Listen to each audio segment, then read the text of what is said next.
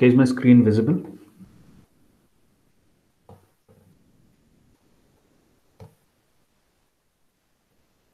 Yeah, it's loading. Yeah, it's loading.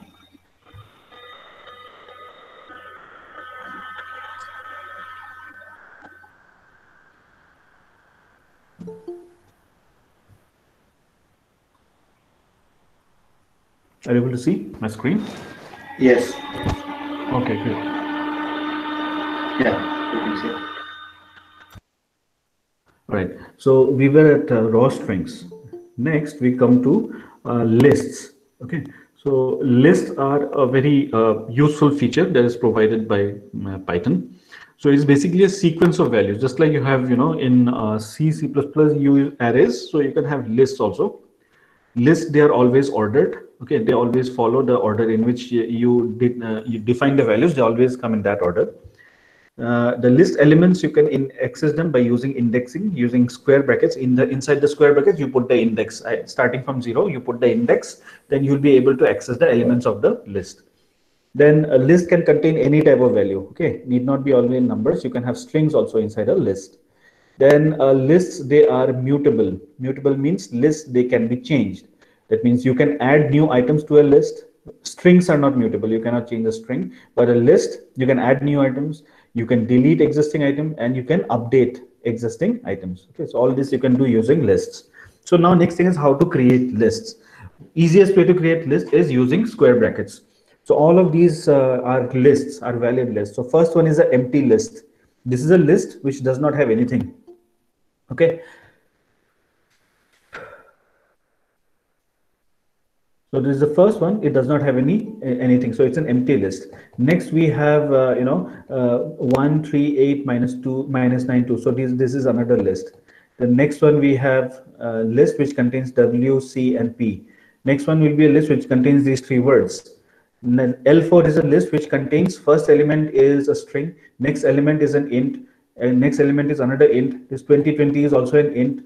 Then this last one is also a string. So you could have any number, different kinds of elements inside a list. But usually that is not advised. You're advised not to have different kind of elements in the same list unless and until you absolutely require this. Okay. So all of these are valid lists. Now next is another way to create a list is by using what is known as a list constructor. Okay, list constructor. So this constructor is basically a type of function. There are many different types of functions. One is called constructor, another one is called as method. Methods are also functions. Okay, how do you understand which is a constructor, which is a method? Method functions are always preceded by a dot, something dot function. That's basically when there is a dot function, then that is what is called as a method. Okay, so we have something called as a list constructor. Using this list constructor also you can create a list. So for instance, let's say L5 is a list which I'm creating using this list constructor. So you call this list, okay, this function, and inside this you put a string. Okay, then that is going to create a list where each and every element will be one member of the list. So you can see here WCP 2020. So it has taken each and every character. W has become one element, C has become another element, P has become another element, and so on. So you have converted the string into a list. Okay, so this is how you can create. This is another way to create a list. Now once you have created a list, then you can find out the length of a list also. So for instance, this first list, right, L1. Okay, this has got how many elements? We can see here, we can count 1 2 3 4 5. It has got 5 elements. You can actually find out the length of element by using the len function. Okay, by using a len function.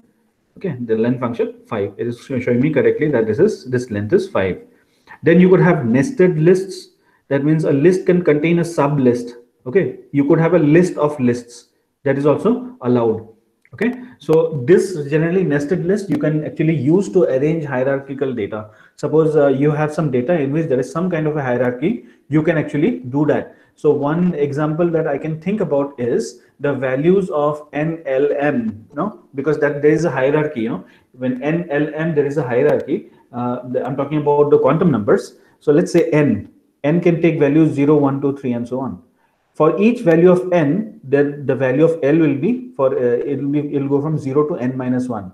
So if n is 1, then the value of L will be 0. If n is 2, the value of L will be 0, 1. If n is 3, it will be 0, 1, 2. Okay, so we could have L as a list of lists. We could have a list of n. We could have a list of n. Okay, so I create a list of n. That means 4 of these principal quantum numbers. 1, 2, 3, 4. I have given these spaces just to organize this better. Okay, organize the elements of the list better. So we have 4 elements in this list: 1, 2, 3, 4. Now next list is L. Now L is a list of lists. Okay, because you can see here, this is the first element of L. This is the second element of L. This is the third element of L. And this is the fourth element of L. And like I said, lists can contain anything. Okay, lists can contain anything. So list can contain other lists also. So we are having 4 different lists. First list has got only 1 element. Next list has got 2 elements. Next list has got 3 elements. Last list has got 4 elements. So all of these individual lists, they are also part of this larger list. So by doing that, I can actually show this kind of a hierarchy. So if I were to now plot this down, so for n equal to 1, L is equal to 0, n equal to 2, L is equal to 0, 1, n equal to 3, it is 0, 1, 2, n equals 4, it is 0, 1, 2, 3. So I could actually now print this. So there are 2 ways to print this out. One is, I could use, of course, I could use a for loop here. In the for loop, for I equals I in the range len n, okay, you print ni, that means you print each and every element of n, then you print each and every element of l. So let me just comment out this one just to show you what difference it will make.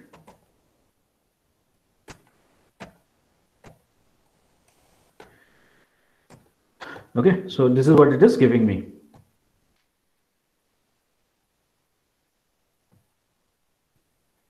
So what it is doing is, the value of I is going from 0 to the length of n. What is the length of n? The length of n is 4.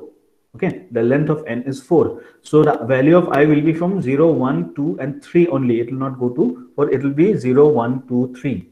Now, then I want to print, okay, n of I. So n of I means n, when I is equal to 0, what is n0? n0, the value is 1, so it is printing 1.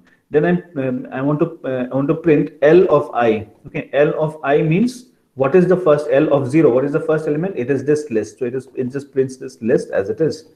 Then when n is equal to I is equal to 2, I is equal to 1, then n, it will print this one and it will print this. When I is equal to 2, it will print this and it will print this. When I is equal to 3, it will print this and it will print this. So that's why we are able to see this kind of an output. But I can also individually access. So suppose I want to access this one. I want to access this number. I want to access this number.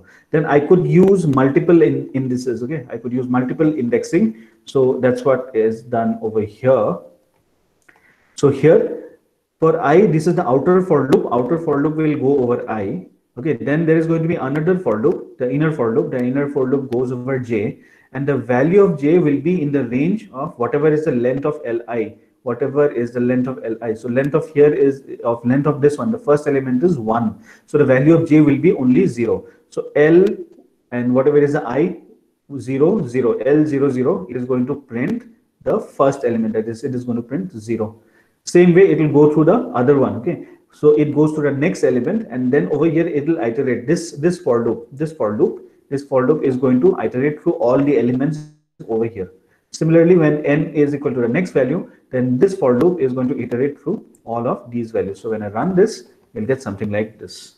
Okay, so I'm able to access each and every element inside this nested list.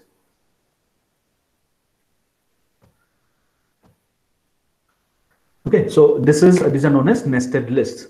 Then you can also index and you can slice list also. Okay, list indexing. Okay, of course, I mean we have just seen indexing of lists. You can slice the list also. So if I want to one specific element. So let's say this is one list: 1, 1, 2, 3, 5, 8, 13, 21.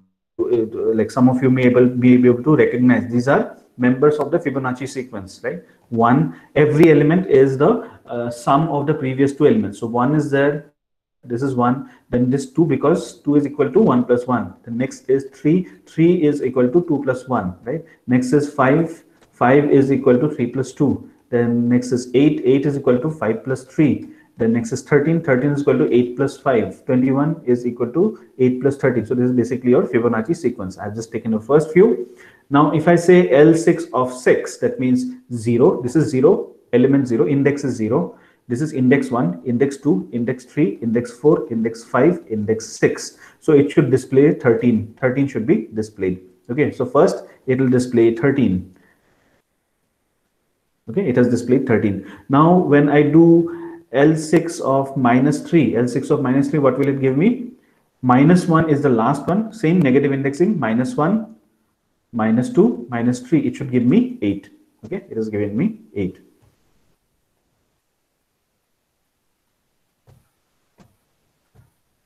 Okay, so now next is list. You can also slice, you can extract portion of the list, same way as strings.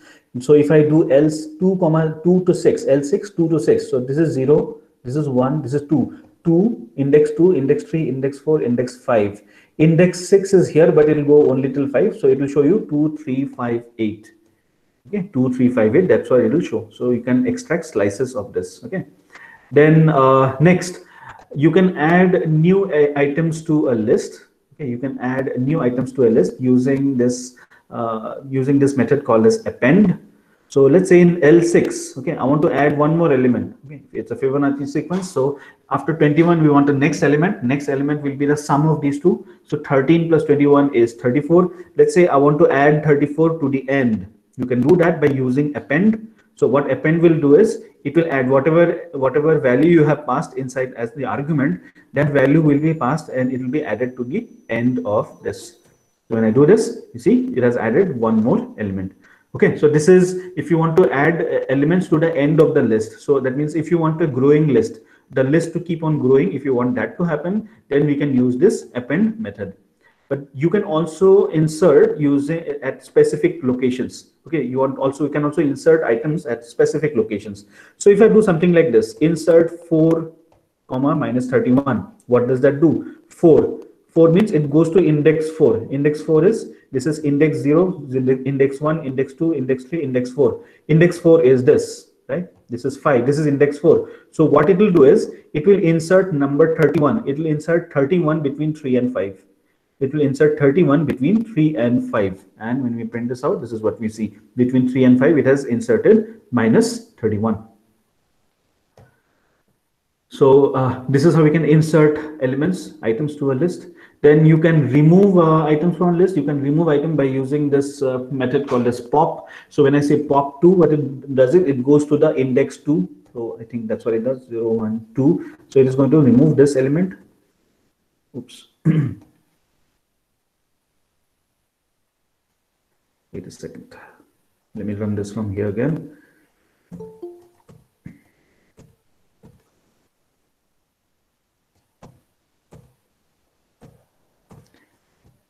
Okay, so 0, 1, 2, right? In this index, at this index 2, whatever was there, 2 was there, it has removed that. So you have 1, 1, 3, and so on. That's what happens here. Then another way to remove elements will be by using the del statement. So del L6 3, that means you can go 0, 1, 2, 3. That is going to remove minus 31. When I do del L6 3, it's going to remove minus 31. So again, you see 3 and 5. So this is how you can remove elements using either the pop or the del. Okay, so you can also remove using values. Okay, you can also use this remove. There is a function called as method called as remove.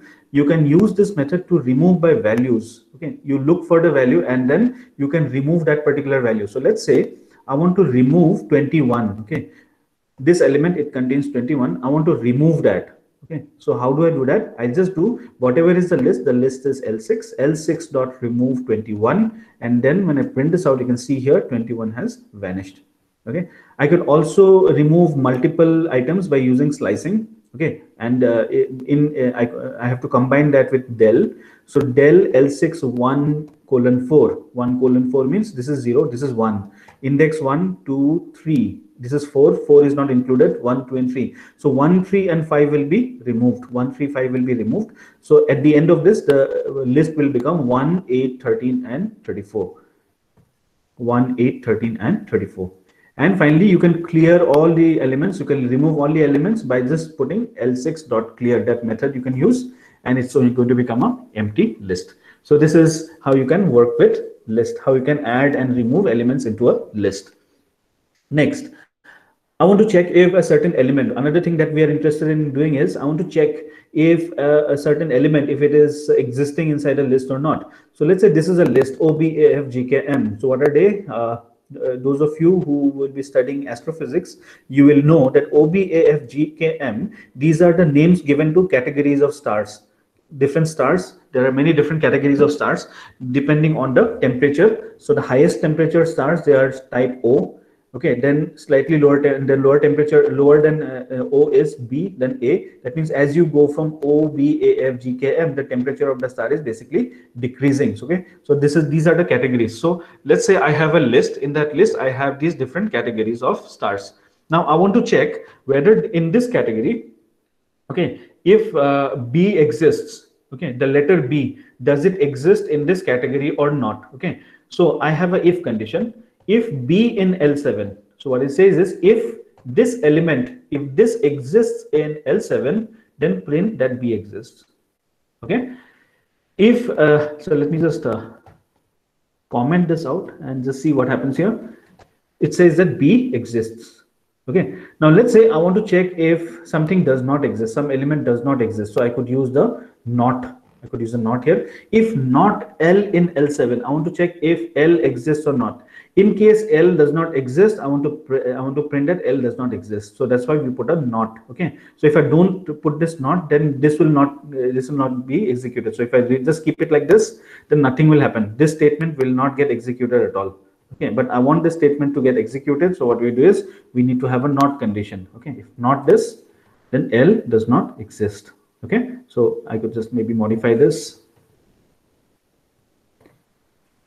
Category B does not exist and category L does not exist. Okay, this gives more context to the output here.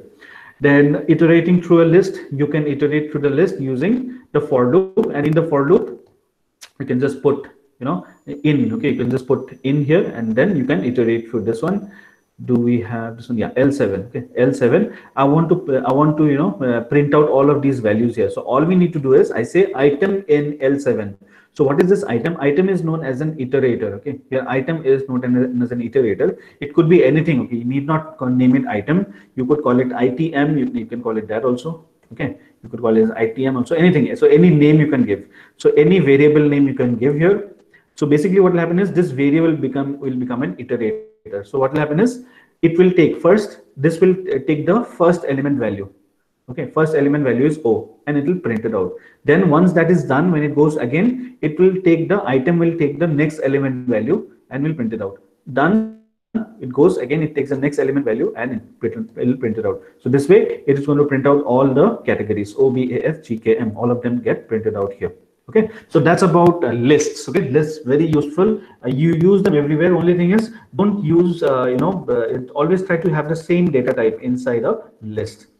Next, we will go to another very interesting data structure that Python provides, that is known as a dictionary. So dictionary is how Python implements a specific type of data structure. It is called as hash maps. Okay, hash maps are data structures which are available, I think, in R programming language. So Python implements that using what is known as dictionaries. So it is basically a mapping between a set of indices. Okay, so we have one set of indices, it's called as keys, and another set of values. So we cause in dictionaries, it does a mapping of keys to values, the key to the value. Okay, that's what it does. So that means the keys should be unique. You cannot have duplicate keys inside a dictionary. That is not allowed. So every key maps to a specific value. Okay, so let's do that. I'll do this using an example. Okay, then it will become clear. Okay, because right now just by looking at it, the purpose of dictionary does not become clear. But when you see an example, it will become very, very clear. Okay, so let us say I want to build a periodic table of elements. Okay, let's say I want to build a periodic table of elements. So what do I want in that, in my the way I'm storing the data? What all do I want to store? I want to store the name. Okay, first of all, I want to store the name. Okay, then I want to store the symbol. Then I want to store the atomic number. Then I want to store the atomic mass, then I want to store the group, I want to store the period, and I want to store the block. Okay, all these values, the atomic mass, all of these you can get it from here. The PubChem, they have this online periodic table. It's a interactive periodic table. So all you have to do is go here and then just click. Let's say I want carbon. You click on carbon. It is going to show you all of these values. Okay, so 12.011 atomic mass units. So 12.011. Okay, group 14, period 2, block S. You can check here. Group 14. Okay, I think I had used some other.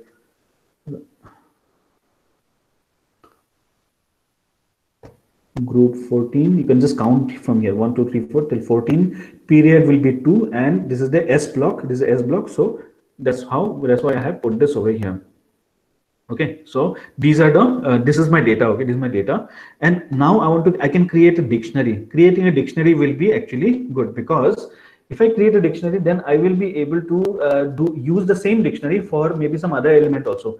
For, let's say, for nitrogen, I could do that. Okay, so let's just create a variable. I call it as element1. Okay, element1. So to create a dictionary, we use curly brackets. For lists, it is square brackets. For dictionaries, we use curly brackets. Okay, so it's always good to have enter your data in multiple lines. Okay, so first thing that we need to do is we need to store the name. Okay, element1, what is the name? Okay, so what you do is you type the name, and then you put what is enter the value of this name. Okay, what is the value? The name of this one, the value is carbon. Okay, then this is the first one. Next, you put a comma here. Next, what do you want? We want the symbol. Okay, we want a symbol. What is the symbol for carbon? The symbol for carbon is capital C. Next, what do we want? We want the atomic number. Sorry, atomic number. Atomic underscore number. Okay, the value for atomic number is 6. Okay, note here, this is a string. This is a string. This is also a string, but this is an integer type. Okay, so we can actually mix. Then next one will be atomic mass. The atomic mass is 12.011. Next, we have group. Group is 14. Group is 14. And next we have period. Period is 2. And lastly, we have block. Block. The block is S. It's a S block. This is going to be a string. So this is what we have. So we have created for this element. Run this. It's running perfectly. Okay. So now once we have got this, let's say I want to do the same thing for another element. Okay. Let's say I want to do this for another element. First, let me just see how to access this. So let's say I want to find out what is the symbol for element 1. Okay, so I could do that. Print. I want to find out what is the symbol. So ELEN. Then you see, you remember this, right? In list, what do? We use this square brackets for putting indices. No, you can put 0, you could put 1, and so on. No, but in case of dictionary, we don't put indices here. In dictionary, what we do is we put the keys. These are the keys. Whatever is on the left side of the colon, that is a key. Okay, this is a key. Okay, these are the keys. So let's say I want to find out to print the let's say atomic number. First, the symbol. Okay, to print the symbol. So what is the symbol? All I need to do is inside this square brackets, I just type whatever is the key. Which is the key that gives me the symbol? The key's name is symbol itself. So we do it like this. Oops, just a second. Element 1. It is not able to understand this. Element 1. So it has given me the symbol. The symbol is C. Okay, so we can put some, some more text here to make it more understandable. The element symbol is C. Okay, then next we can also print out. We also want to print out the atomic number. The element symbol is this one. We want to find out the atomic number. Its atomic number is, now next time what I want is atomic number. So what I'll do is the key, instead of symbol, I have to use this key. This key is atomic number. So I just replace element 1. Instead of the index, I'll use the key atomic number. This is to print the atomic number. Okay. So when I run this, its atomic number is 6 and so on. Okay. This is what you can do. Now next, let's say I want to do the same thing for nitrogen. Okay, let's say I want to do the same thing for nitrogen. Let's say I'm having another element, that is element number 2. Element number 2, the name is nitrogen. The symbol is N. Okay, atomic number is 7. Mass number, can go here. Atomic mass is 14.534.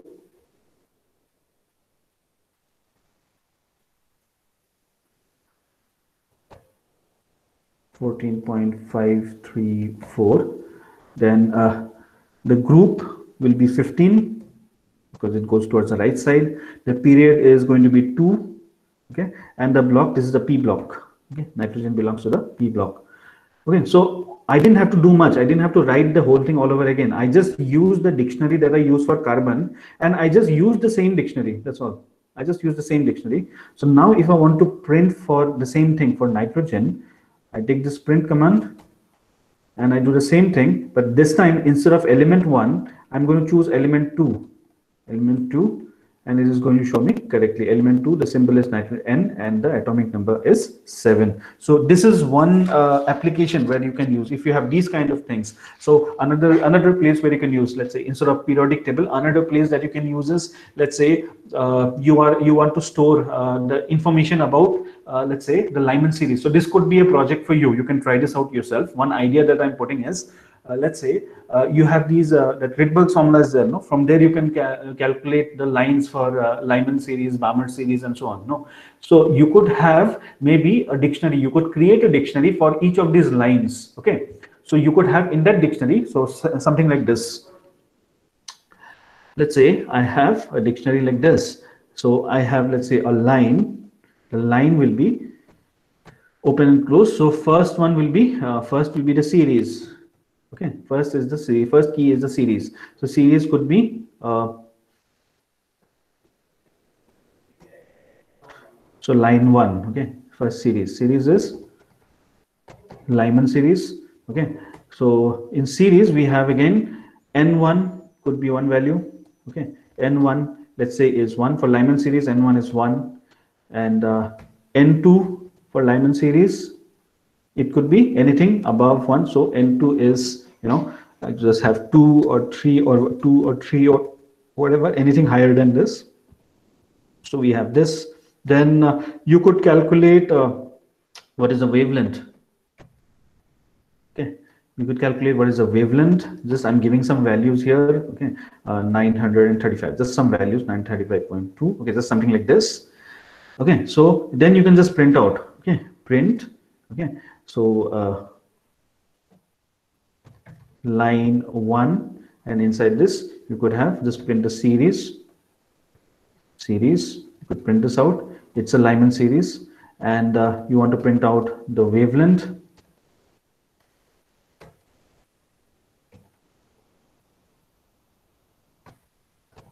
Okay, the wavelength is this much. I mean, it need not be correct. I'm just giving some values here, and so on. Okay, so you could have individual one dictionary for each, and you can store data for each and every line. You can actually store data.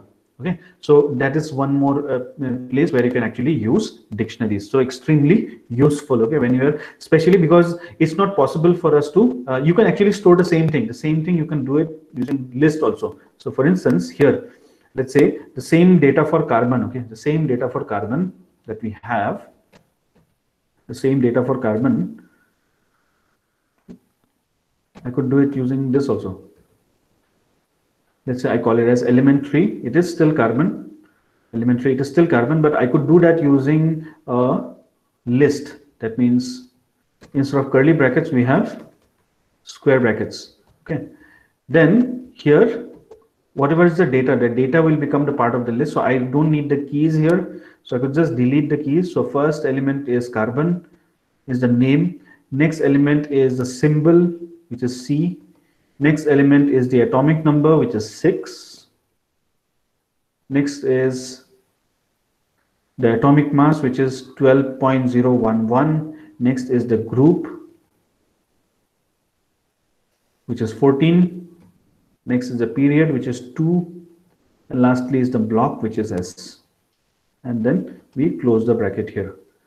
So this is a list. This is a list. The same thing, whatever you have done here, the same thing in the dictionary, whatever I have done here, the same thing, the same information, it is also contained in this same list, in this very same list. Okay. But what is the difference here? Now, suppose I want to print this. I want to print this. I could do that. Okay. I could do element 3, but because it's a list, I can no longer use these keys. Okay. I can no longer use these keys. You can see here, it will give me an error. If I try to do this, it'll give me an error here. Okay. I cannot use these keys because it's a list. It's not a dictionary. So let's say I want to find out the symbol. So what is the index? First element, index 0, then index 1. So for symbol, I need index 1. Okay. Next, I want the atomic number. Atomic number is 0, 1, 2. The index is 2. So when I do this, now it's running properly. It is giving me what I mean. But you see the problem here? You can look for yourself, which is easier to understand, this one or this one, which is easier to understand. Obviously, I find this easier to understand because it's not possible for me to remember which index refers to which kind of data. It's not possible for me to remember that. It's much easier if I just say element 1 symbol, element 1 atomic number. That becomes more, intuitive, and I can understand this much better. Okay, so that's why dictionaries are very, very useful. Then you can add items to a dictionary. Okay, so you can add some more. Let's say I want to add the electronic configuration in this first list, the first dictionary, that element 1. Okay, in the element 1 dictionary, that is for carbon. Let's say I want to add the electronic configuration also. So ELEM1. Okay, I want to add one more. So all I need to do is just specify what is the key. Okay, first let me just print this out. Okay, print element 1. Okay, it is given me this. Okay, so now let me add this one more key to it. So element 1. Okay, so let's say I call it as electronic configuration. Okay, and this one I'll give some value. I think I should have the electronic configuration here. The electronic configuration is helium 2s2 2p2. Helium 2s2 2p2. So I could do that. So I could just use a string. I could use a string. So first is helium. Okay, helium, then 2s2 2p2. So I could just write as 2s2. Then I need some way by which I can give some space. So 2p2. Okay, 2s2 2p2. Helium 2s2 2p2.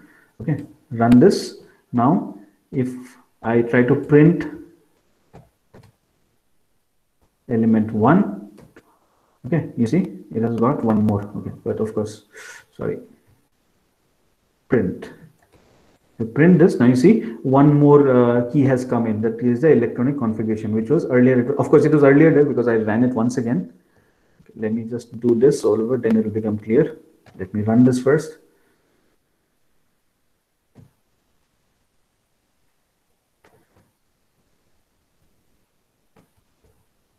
Okay, you can see first time around there was no electronic configuration. Now one more field has come, that is the electronic configuration, which is exactly this. So you can add items this way. We can remove items also. We can just suppose, let's say I want to remove the block. I don't want this block S, so I could do that just by using, we can use the pop method. Okay, so you can, all you need to do is element1.pop, element1.pop. And inside this, I just put whatever key that I don't want the block. Just put block here and print element 1. Let's see here, block is gone. Okay, block is no longer there.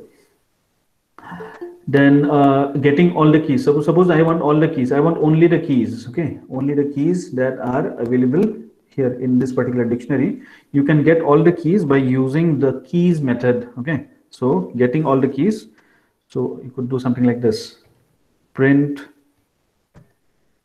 element 2 dot keys. If I do that, okay, it is going to tell me what are the keys. Okay, then similarly you can have all the element values. Okay, so or you could also show this as a list. You could also show the same thing as a list: print list element 2 dot keys. Okay, this will convert this into a list. Here it was showing that this is a dictionary keys, but you can convert that dictionary keys, you can convert that to a list also. Just by using the list constructor, we can do that. Then you can have the values. So you can do that print, let's say element 1 dot values. Okay, element 1 dot values. It will tell me what are the values: carbon, C, and so on. Okay, atomic number, mass, group, period. Okay, and the electronic configuration. You could also the values also can be written in terms of as a list. You could represent this as a list, so you can use the list constructor to convert this into a list like this. Okay, so this is going to display it as a list. Okay, so you can also get the key value pairs. Okay, the key value pairs, so you could do it like this: print element 2 dot values. If you do that using the values method, it will print this. Okay, the dictionary values. Oh, just a second, sorry, it's items. Okay, it's using the items. So using the items, it will just give you, okay, name is nitrogen, symbol is N, okay, atomic number is 7, and so on. Okay, like it just tells you name is this, symbol is this, and so on, right? So I mean, what comes to my mind is that movie Agnipath is there, right? So there Amitabh Bachchan or Hrithik Roshan, he calls this, the name is this, like place is this, like that, the dialogue is there, right? So it seems something like that. Okay, so you can display things like this. So in a similar way, you can also convert this into a list and display it as a list. Okay, then you can iterate through a dictionary using a for loop. Okay, a for loop, it traverses, by default it traverses through the using the keys. So you could have something like this. So for item in ITM in element 2, let's say. Okay, for item in element 2, if I say print item, okay, it is going to print only the keys. It's going to print only the keys. But let's say I want the keys specifically the keys. I could just mention it as keys, but that's the same thing. But suppose I want the values. Okay, so then I have to specify. Okay, element to values. This is going to give me the values. Okay. So that's about dictionaries. Okay, so these are some data structures that that are used very commonly in Python. Okay, so I'm going to stop here in this lecture. I'm going to stop here. Then we'll go to the next topic.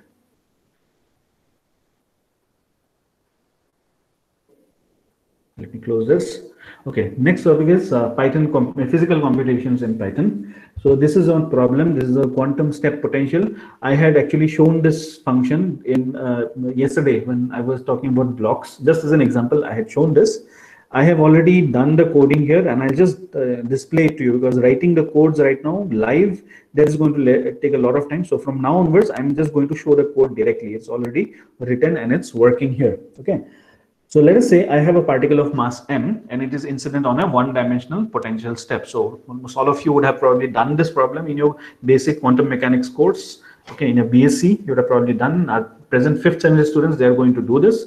But even if you have not done this, you just look at it as a physics problem. That's all. Okay, just look at it as a formula. We just have to apply the formula. So the particle has got initial energy key and energy E and a wave vector k1, which is given by twice me by h cross. And it comes from the negative infinity and it goes towards positive infinity, and it passes through the step. Okay, on the other side, it has got a smaller wave vector. The smaller wave vector is twice k2 is equal to twice m e minus v divided by h cross. Then there is going to be some of this wave function will be transmitted, and some of the part of the wave function will be reflected. So then you can find out the probability that the particle, if you make a measurement of the particle, what is the probability that it will get transmitted and what will be the probability that it will get reflected. You can find out these probabilities using the wave vectors, and these probabilities turn out to be this. So T is the transmission probability and R is the reflection probability. So you can write a Python program to calculate and print the transmission and reflection probabilities for an electron. Electron mass is this much, the energy is 10 electron volts, and this potential step, okay, the potential step is 9 electron volt. That is, V is 9 electron volts and E is 10 electron volts. And the constants are given, H cross in terms of electron volts, it's given as this. In terms of joule second is given as this, and the charge of an electron is this one if you want to convert from joules to electron volts and vice versa. So for that, what we do is I create because you see, if you want to calculate the probabilities, you just look at the formula. For calculating probabilities, what do you need? You need K1, K2, that's all that you need is K1 and K2 values, the wave vectors you need. And to know the wave vectors, what do you need? You need the mass, you need the energy. H is anyway a constant, so you need the mass and the energy. And for K2, you need the mass, the energy, and the potential. So M, E, and V, these are the quantities that you need if you want to calculate K1 and K2. That's all you need. So that's why the Q step function, which calculates this, its arguments are mass, energy, and the potential. Okay. Then we are also going to do a square root. We have to find the square root. So if you want to find out the square root, then from the math package, we're just importing one function. That function is the square root. So that's why I have used from math import square root.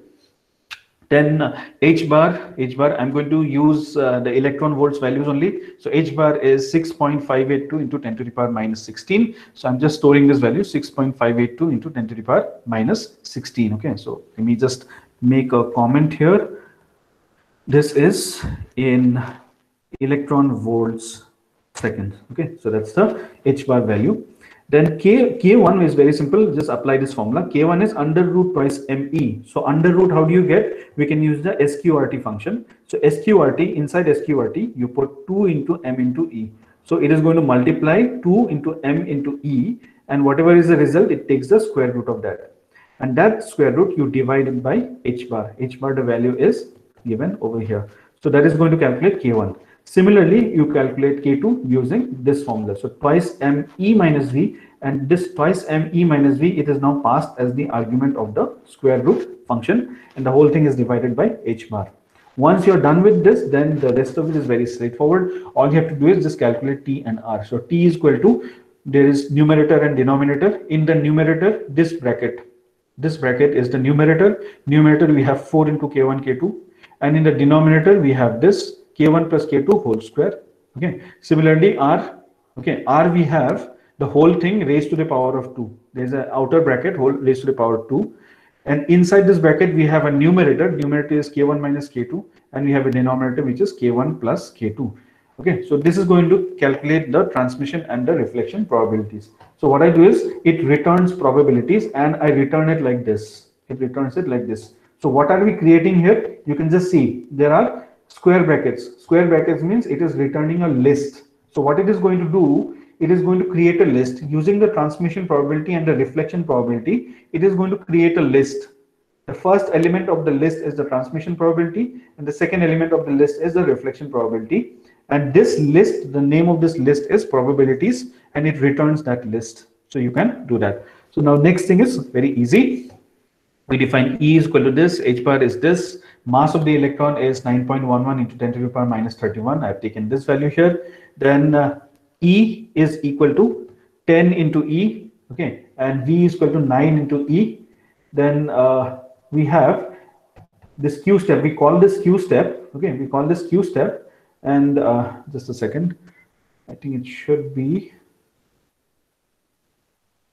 yes. We are converting this into joules, right? I think there should be, will this matter here?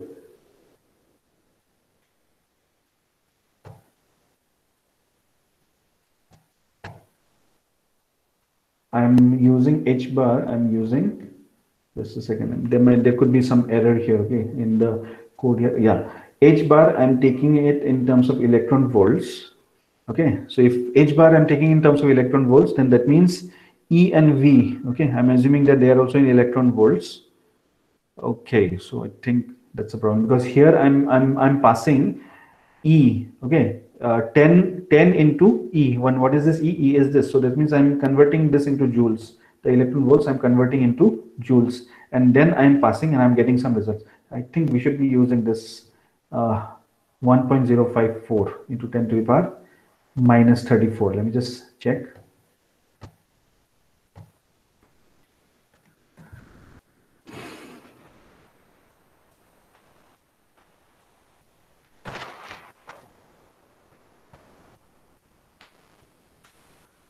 1.054 E minus 34.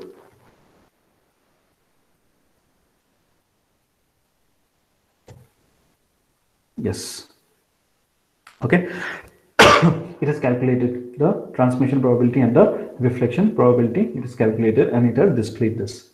So this is a simple Python code which actually solves this particular problem. Next, we have emission lines of hydrogen atom. Okay, so here again, I've used a dictionary. Okay, I have used a dictionary here. You can see series. Okay, series is a dictionary. So this is the key value. Okay, let me just put this one below the other, then it will become clear. The key is 1. When the key is equal to 1, it means Lyman series. When the key is 2, it means Balmer series, and so on. Okay. So this is a dictionary. I'm using this dictionary to identify which series it is. Okay, and what are these keys? Keys are the lower energy, lower levels. Okay, the lower level values.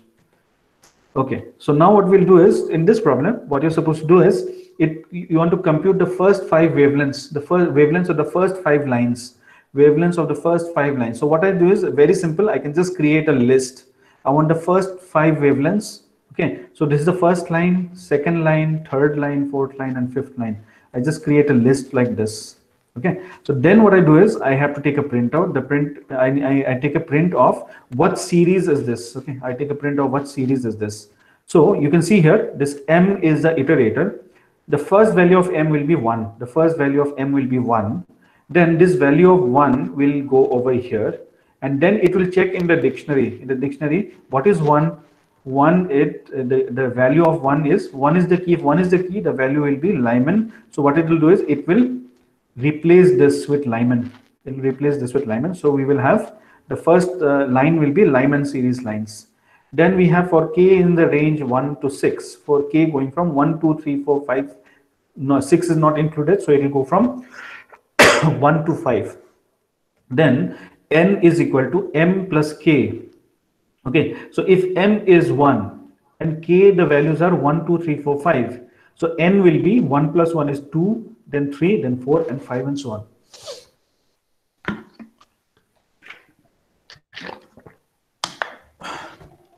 Okay, so this is going to ensure that for the wavelengths that we are considering, the upper energy level, the value of the quantum number, that is going to be always greater than the lower energy level.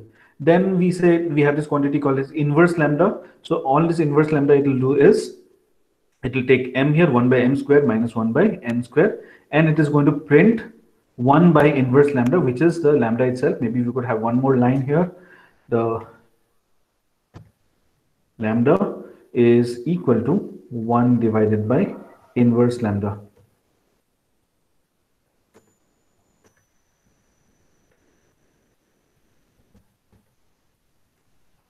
One divided by inverse lambda, and then here I'm just going to put LMDA. Okay, when I run this, you can see here it is showing Lyman series, the first 5 lines, Balmer series first 5 lines, Prussian series first 5, and so on. For all the series, it's giving me the lines correctly. Okay, so this is an application. Okay, another application of doing a physical computation. Next, we come to arrays. Okay, now so far we have used lists and dictionaries. Now for doing serious scientific computation, you need something called as an arrays. So arrays are an ordered set of values which are similar to lists. but there are some differences between lists and arrays. Arrays are immutable. You cannot change. Okay, you cannot change the array. You cannot add, delete, or update existing elements. And another difference is all the elements in the array, they must be of the same type. Unlike lists, okay, arrays, all the elements can be of the same type. Unlike lists, arrays can be multi-dimensional. You can have 2-dimensional, 3-dimensional, 4-dimensional arrays. All of these we can have. So because of this multi-dimensionality, you could actually do many of these abstract physics. You can do that using arrays.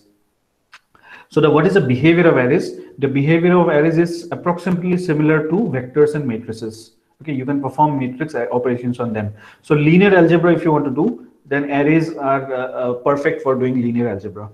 And of course, computations are faster using arrays because the arrays, they have been optimized to actually reduce the resources of your computer. Okay.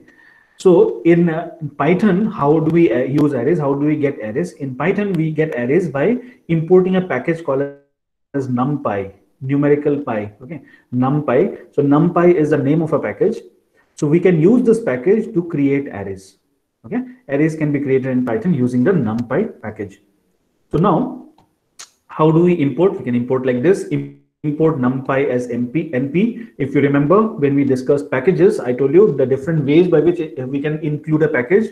So what we have done is we have imported a package using an alias, and the alias is np. So np is the alias, or it's a nickname for numpy. So wherever it sees np, it will know that we are talking about numpy. So now we say mdl means module, or itm for item in numpy. For item in numpy, okay, print the item. We just want to see what is there in this numpy. Okay, we run this. These are the things that are available in numpy. These are the components of numpy which are already available to us. Okay, lots and lots of functions and methods are available inside numpy. We don't have time to actually, numpy could be a separate workshop by itself. Okay, if you want to understand numpy, it could be a separate workshop by itself, but we don't want to do that. We're just going to use some of these things, and the other things you can just explore on your own. Okay, so first let's begin by trying to create a 2-dimensional array. Okay, so let's say I want to create a 2-dimensional arrays with m number of rows and n number of columns, m rows and n columns. So let's give some value. M, the number of rows is 3 and the number of columns is 4. So this is a 3 cross 4 matrix. Okay. So now let's say I want to create a 3 cross 4 array, and I want to fill this up with zeros. You can do that using the numpy.zeros function. So all you need to do is, I have already imported numpy here. As np. So what I'm going to do is I can create an array. A is equal to np.zeros. And inside this, I give the argument. There are 2 arguments. The first argument is a list. And what is the list? The list is, first element of the list will be the number of rows, and the second element will be the number of columns. Okay, so number of rows is 3 and number of columns is 4. And what is the data type? The data type is float. So even though it is zeros, we want this to be interpreted as float. Okay, so let me comment this out and I'll show you what will be the output. When I run this, you see it has created 3 rows and 4 columns. It has created. So this is A. Okay. Now you can see it gives points here. So if I remove this float also, we'll get the same thing. By default, it will always create float. 0 dot means it's a float. Okay, it's a floating point number. So even if you don't give this, no problem. Okay, by default, it is float. Default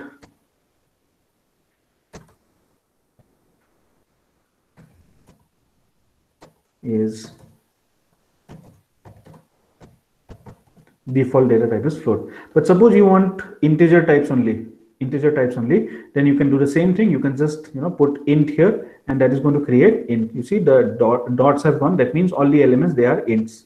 Okay, so you can create an array. You can fill this up with 0. Now you can change. The values of these arrays. Next, you can create an array which is filled with ones. Which are filled with ones. You can actually do that. You can use this function called as numpy.ones. So I can say np.ones. Okay, and first argument will be again the number, a list containing the number of rows and columns. I want this to be stored as an integer type. So run this. It is going to show you 3 rows and 3 columns, all of them filled with 1. Okay. Now let's say if you want to fill with any value, if you want this to be filled with any value. So there are two ways by which you can do that. Okay, two ways by which you can do that. Let's say I want this X to be filled with any value. So one way by which you can, let's say I want it to be filled with 2.3. I want this to be filled with 2.3. So one way that we can do is 2.3 dot np dot ones. I create an array of ones. I create an array of ones. Okay, I create an array of ones. First element will be m comma n, number of rows, number of columns. Okay, and then I don't give anything because I want this to be float. Okay, so print x.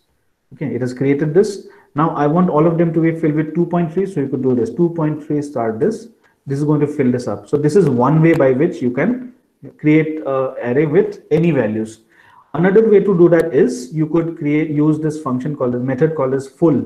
So full, when I say 10 comma 2, it creates a single row, 1 cross 10. Okay, you see the first argument. The first argument is a list. Instead of giving a list, suppose I give a number, it will create a array, a one-dimensional array. Okay, so it will give you a 1 cross 10 array, which is filled with 2. Okay, you can see here it has been filled with 2. Then if I want a 4 cross 5 matrix filled with the value 1.3, okay, I can again use full. Only in this cases, the first element, instead of putting inside square brackets, we use ordinary brackets. This is known as a tuple. Okay, you use a tuple to create this. So it's going to create a 4 cross 5 matrix, which is filled with 1.3. Okay, so these are three ways. Then other way is you can create an empty array. You can create an empty array, an array which does not contain anything. The smallest, it will fill this up with the smallest possible value. So np.empty, just give the rows and the columns. Okay, it will just fill this up with zeros. I mean, it just depends. Okay, yesterday when I was trying this out, it was giving something to the power minus 324. Okay, so you can create empty arrays like this. Then creating a list. Okay, you can create an array using a list also. So you can use the numpy.array function. So use whatever argument you put, whatever list you put as the argument, it will just convert this into an array. So let's say I have a list. You can see here, you can identify that this is a list, right? Because it begins with square bracket, ends with square brackets. So let's say this is the list. Okay, so I want to print the type and then print what is the list. Then what I do is I create another array called, I create an array called D. D is np dot array, and the arguments I'm passing this list, this entire list, I'm passing this as an argument to the array. I'm passing this as an argument. So what it will do is it will create an array using these values. It will create an array. Okay. Then I could also typecast. I could also convert. Let's do till here first. Okay, you can see here, this is a list. L is a list. It just shows that it is a list, and it is showing me the values here. Then it is showing me, next I want to show what is L. Okay, D, I want to show what is D. D is an array. D is an array. Okay, n-dimensional. ND array means an n-dimensional array. D is an array, and the values of D is this. Now you can see here the way the lists are displayed and the way arrays are displayed, there is a slight difference. The way lists are displayed, the values, they're always separated by commas. You can see that the values are always separated by commas. But when you're displaying arrays, there is no comma, there is only space. Okay, there's only space between the values. So this is just by looking at it, you can tell whether it's an array or it's a list. But even though both of them, they begin and end with square brackets, but in case of arrays, there is no comma. In case of lists, they are separated by commas. Now what I can do is I could just save this as an integer type. Okay, I could do that. So f is equal to np array. I use the list, but I give one more argument, which is int. Then you see what happens. 3.14. It has taken only the integer part. Okay, it has taken only the integer part 3. 5.53. It has taken the integer part and has stored it as 5. 9.46. The integer part it has stored as 9. Minus 1.223. It has stored minus 1. 8.74. It has stored as 8. So it discards the fractional part. It has discarded the fractional part and has stored only the integer part. So this is what happens when you put this keyword int. Okay, so you can create arrays of integer type arrays. You can create it like this. Then you can also read an array from values which are stored in a file. Okay, from values which are stored in a file. So let's say I have a file on my system. Let me show you where. Okay, so let's say I have this this file called values.dat. Okay, let me open this values.dat. It contains these values. Okay, 2.38, 23.8. Okay, don't worry about this. This one is just the line number. Okay, 1, 2, 3, 4. These are just the line numbers. Don't worry about the first one. This is 23.8, 23.8. 99.2, let me just give a tab so that it becomes clear. 23.8, 99.2, minus 7.4, 89.1, 46.3, and minus 12.6. So these are the values which are stored inside a file. Now, NumPy, it allows you to read those values. So for those of you who are actually doing this side by side at home on your own PCs, if you're following me, if you want to get these values, you can create a file called values.dat and then put these, or you could just download this from here. This in your schedule for this day 2, and a folder has been mentioned there. You go to that folder and some files are given here, values.dat. Okay, this is the same file. You can just download that file if you want to get exactly the same thing. So if you want to suppose load data from a file, you can use this function called as load.txt function. So val is equal to np.load.txt, and the argument will be the name of the file. The file name should be here. The file name is values.dat. Okay, now let's say I have this inside a folder. Okay, let's say I call it data. Okay, a folder called as data, and I put this values.dat inside this data folder. Okay, this values.dat is inside this data folder. Okay, it should be in the same thing. Okay, because this one is 20 WCP 20 day 0203 day 0203. This is the file. This is my notebook file. Okay, when I say values.dat, it means when I say values.dat, that means it is assumed that the values.dat file is in the same folder as the that notebook file. This is my notebook file. Okay, this is my notebook file. So wherever the notebook file is, the values.dat is also over in the same file, okay, in the same folder. So now I have created a new folder called as data, and then I have put that values.dat over here. So to do that, to access this, you have to use, I hope this will work, data //. So now it will tell you that inside this current folder, there is a folder called as data. You go inside data and there is a file called as values.dat. Okay, read that. And as you can see here, 23.8, 99.2, minus 7.4, 89.1, 46.3, minus 12.6. Okay. So this is how you can read data from a file. Okay, load.txt, that's the function that is used for reading data from a file. Then another useful method is known as the I. This creates an identity matrix of any order. Okay, so if I say np.I, it will create a 4x4, because identity matrices always, they should be square, right? So you don't have to give both rows and columns. If you just give rows, that is enough. Number of columns will also be the same. So if I just say 4, it is understood. So when I do this, it creates an identity matrix. You see the diagonals, they're all 1. Okay, so you can easily create an identity matrix like this. Okay, then you might be interested in generating random numbers. Okay, so the NumPy, it provides you a way to do that. So suppose I want to generate a random number from a uniform distribution. So that uniform distribution is from -9 till 12. Okay, so that means, let's say from -9 till 12, we have all these different numbers, and all of these numbers, when I say what is the meaning of uniform, the meaning of uniform is all of the numbers between -9 and 12, all the numbers have equal probability of being chosen, because that's what random means. No, when I say random means I'm going to randomly choose a value from -9 to 12. So what is the probability of choosing a number? The probability is all the numbers have equal probability. If all the numbers have equal probability, then we have to use a uniform distribution. So np.random.uniform -9 till 12. This will give me the interval over which I'm looking for a random number. And when I do this, you see I get minus 0.16 and 10 and so on. I do it again, you can see it will keep on generating. If I run this again and again, you can see these random numbers, they will never be less than -9 and they will never be greater than 12. Okay, it will always stick to that interval.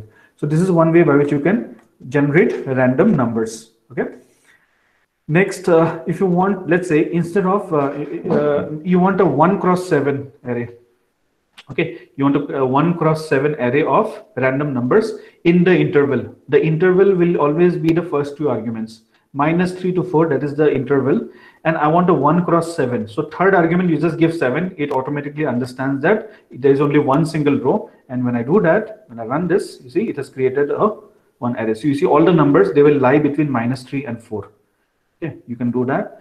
So let's say, so where do you use this random numbers? So basically, let's say you're writing a program and you're trying to simulate real life data, real physical data. You can actually do that. You could have some kind of define some kind of an interval, and that interval will be determined by the error, the amount of error that is there of your instrument. And based on that, you could define the interval. Within that interval, it will randomly choose values, and accordingly, you can simulate real data, okay, physical data. So this is, you can generate the 1 cross 7 array. Okay. Next, let's say if instead of an array, if in case of a one-dimensional array, let's say I want a 2 cross 3 matrix in the same interval, -3 to 4, same interval, but it's a 2 cross 3 matrix. Then the third argument will have to put a tuple 2, 3. Okay, and when I run this, you see you'll get a 2 cross 3, 2 rows and 3 columns. You get random numbers like this. Then we can generate a random number from, let's say, in the interval 0, 1. Okay, between 0 and 1, let's say we need, there are many applications where we actually need to generate random numbers in the interval 0 to 1. Okay, so let's say if you're doing Monte Carlo simulations, right, you need to generate a random number between 0 and 1. Or let's say you're doing a simulation where you want probabilities, where you want to generate some probabilities. So probabilities, the value cannot be more than 1. So this is going to be a good way to generate those random probabilities. So this one, to do that, we use np.random.rand, and when I run this without any arguments, it will just generate one single number, one number which lies between 0 and 1. Okay, one number which lies between 0 and 1. Then if I want a 1 cross 6 array, 1 row 6 columns array, then np.random.rand, and I put a single argument 6. It understands that we want a single row. So when I run this, you can see here I'm getting a single row of 6 values which lie between 0 and 1. Then if I want a matrix, you can just put number of rows, number of columns here. It will give you a matrix, 4 rows, 5 columns, all with random values lying between 0 and 1. Okay, of course, all 0 and 1, it's a uniform distribution. Here also it's uniform. Then suppose I don't want, these are all real numbers. Okay, these are all real numbers. But suppose I want, integers. I want random integers. Let's say I want to generate random integers between 1 and 9. So for that, the function is randint, random.randint. I specify 1 and 9, and when I run this, you can see here, it will generate just one number between 1 and 9. Okay, so 2, 6, 1. Every time I run this, I'll get some different value. Okay. Now let's say I want to generate the same thing, integers between 1 and 9. I want to generate 1 cross 4, 4 integers. So I put the interval 1, 9, and then how many integers do I want? I want 4 integers. Now when I run this, you can see here, I'm getting 4 integers lying between 1 and 9. Okay. Next, if I want a matrix, then the third argument, instead of a single number, we'll put a tuple. Let's say I want a 4 cross 3 matrix having integers lying between 1 and 9. Do it like this. You will be able to generate random integers lying between 1 and 9, a 4 cross 3 matrix. Then let's say you don't want to do this. You want to give a certain list. Let's say you have a certain list. I have a list. The list is 1349. The list is 1349. I want to choose a random number from here. From this list, I want to choose a number, either 1, 3, 4, 9, either any one of these, only from this list I want. Then I could do this. I could do a random.choice, np.random.choice, and the argument will be, I'll put that list. The list is 1, 4, 3, 4, 9. Okay, and when I run this, it will select any one of these 4 numbers at random, and it will display that. So 4, now 4, again 4, it has chosen 1 now, it's chosen 1 again, 4, 9, 4, 3, and so on. Randomly it will choose. Okay, so now this gives us a way. Okay, so now here random.choice, it need not this, because it takes a list. List can take any kind of values, so you need not always have, you not always supply numbers. You can supply anything else also. So now this gives me an idea. Okay, you would have probably learned about this in your statistics. So suppose I take a coin and I toss this, right? What is the probability that the coin will get heads? If the coin is fair, the probability the coin will get heads is 0.5. The probability that the coin is going to get tails is 0.5, right? So this is the probability of getting heads or tails. Both are equal. It's a uniform distribution. But suppose I toss the coin, let's say 3 times. Okay, let's say I tossed the coin 3 times. Then out of these 3 times, how many times will I get head? Or let's say if I toss the coin 4 times, even number of times. Okay, I toss the coin 4 times. If you can take a coin for yourself and you can try it out for yourself, you will never get something like, you know, two times head, 2 times tails. Never it will happen. Okay, very rare. If you take only 4 tosses, in 4 tosses probably something will happen like 1 times head or 3 times tails. Okay, and maybe three times heads and 1 time tail. Okay, or maybe all of the times you'll get heads, all of the times you'll get tails, something like that. But getting exactly 2 heads and 2 tails will become very rare. Okay, but why do we say that it's 50-50? Because when you take extremely large number of samples, like say like 1,000, 2,000, then the overall this probability it becomes 50-50. So if you take small number of samples, it will most probably it will not be 50-50. It will be like 60-40 or 70-30 or something like that. That will be the probability of getting heads or tails. So we can actually use this to do a small experiment to verify if that is indeed the case. So what I did was I created 2 values, ht, head and tail, ht. Okay, and I put both of them. Okay, 2 variables. This will count the number of heads. These are basically number of it will count the number of heads, or let me say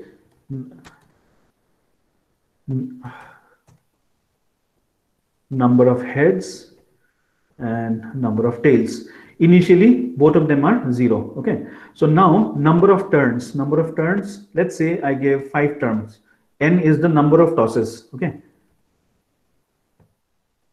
number of tosses is 5. So what I'm going to do is I'm going to repeat this. I'm going to toss this 5 times. So how do I toss this? I can use a for loop. Okay, I can use a for loop. So I in range n tosses. So I will take the value 0, 1, 2, 3, 4. So that means I will take 5 different values. So n tosses. Okay, I take this loop. Then what I do is I create a random variable. The random variable is x. Then how do I choose this variable? This random variable x, it will take the value either heads or it will take the value tails. Okay, so what I do is I can use this np.random.choice, and inside choice, because I can give a list and list can contain anything, this list will have 2 values. Either it's a heads or it's a tails. That means these 5 times, when this for loop is going to run 5 times, x randomly it will take heads or it will take tails. Okay, then I have a if else condition. The if else condition is if x is equal to heads. If x is equal to heads, then the number of heads will increase by 1. Okay, else the other possibility is x will take the value tails.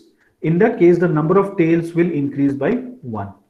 Okay, so then I want to find out the probability of heads. The probability of heads will be simply the number of heads divided by the number of tosses.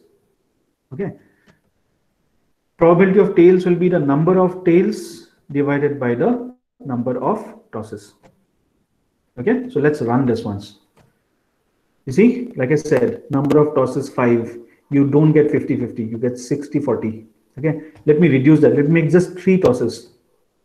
Right, run this again. 3 tosses. You see what has happened? Heads is 0, tails is 1. That means all the 3 times this random this function, the random.choice, it has chosen tails all 3 times. All the 3 times it has chosen tails. So number of heads will 0 and number of tails was 3. So 3 by 3 it has given 1. Okay, run this again it will go on changing. Okay, then let's say I make it as 10. Okay, now you see 40 and 60, 40 and 60, 60 and 40, 40 and 60, 60 and 40, 50-50 it has become. Okay, 30-70 it has become. Okay, so you're not getting 50-50. Okay, let's make it 100 number of tosses. Now you see we are getting close to 50-50. See, 52, 48, 51, 49, 57, 43. Now we are getting close to 50, 50. Okay. Now suppose I increase this, I make it 1000. Okay. It's close to 50, 50. 0.5, 0.47 is 0.48, around 0.48, 50, 50, exactly 50, 50 we got. Okay. Now it's closer to this. Now if I make it 10,000, it'll take a lot of time, but still, let's just try. It has taken quite some time. See, this is 50, almost 50, 50. Okay, now if I make it, let's say 50,000, let's say 5 times, yeah, it is taking some time. You see, it's almost 50, 50. Okay, so what we have learned is actually correct. You need to have statistically large number of tosses. You need to throw the coin statistically. Either you throw the coin statistically large number of times, or you have a statistically large number of coins and you throw them all simultaneously and count how many heads or tails. Or better still, you just write a Python code which will do that for you. Okay, so this is basically an application of using this random.choice. Okay. Next, let's say the same thing, the random.choice. This is a uniform distribution. Okay, when I say 1, 3, 4, 9, all of this, what is the probability of choosing one? The probability of choosing one is 1 by 4, because there are 4 elements. So 1 by 4 is the probability of choosing one. What is the probability of choosing 3? Again 1 by 4. Probability of choosing 4 is 1 by 4. Probability of choosing 9 is also 1 by 4. So the probability of choosing each and every one of them is the same, 1 by 4. That's why it's called as a uniform distribution. But suppose, okay, suppose I don't want the probability to be uniform. I want non-uniform probability. Okay, in that case, what will happen? Okay, now let's take this one, np.random.choice. Here, heads and tails, they have 50-50 probability. But suppose I want to say that no, this is a biased coin. This is a biased coin.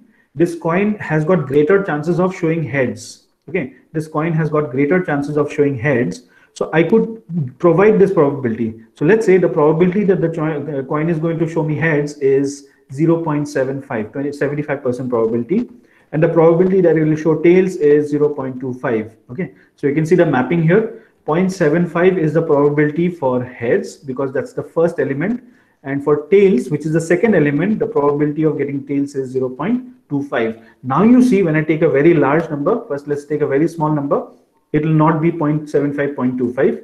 It will be 0.8, 0.2. Okay, the value is going on changing. Now let's take it 50. It will get closer and closer to 75 and 25. Okay, not so close. Let's take it as 500. You can see here 75, 25. It's getting closer to 75 and 25. Okay, let's bring it as 5,000. It gets closer to 75, 25. Okay, so now I have made the coin. The coin is no longer unbiased. The coin is biased. It is biased towards head. There is a larger possibility of getting head. Okay, so you can specify this as the second argument of this random.choice. So suppose I want to choose between -1 and +1. I want to choose values with probabilities 0.7 and 0.3. Okay, you can do something like this. Okay, so you could do something like this. Let's say you are trying to do a problem where you are trying to assign some spin to an electron. Randomly, you are trying to give spin to an electron.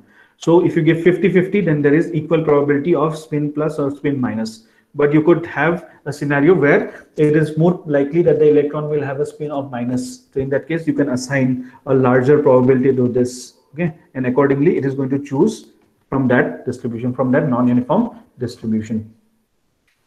Then yeah, this is one experiment that the same thing, similar to along these lines. So one suggestion that I can do is you could do an experiment just like how I had done for the coins, tossing of the coins. You could do the same thing for a dice, right? You could have, all you need is choice, random.choice, and inside the choice you have a list, and in that list the values will be 1, 2, 3, 4, 5, 6, right?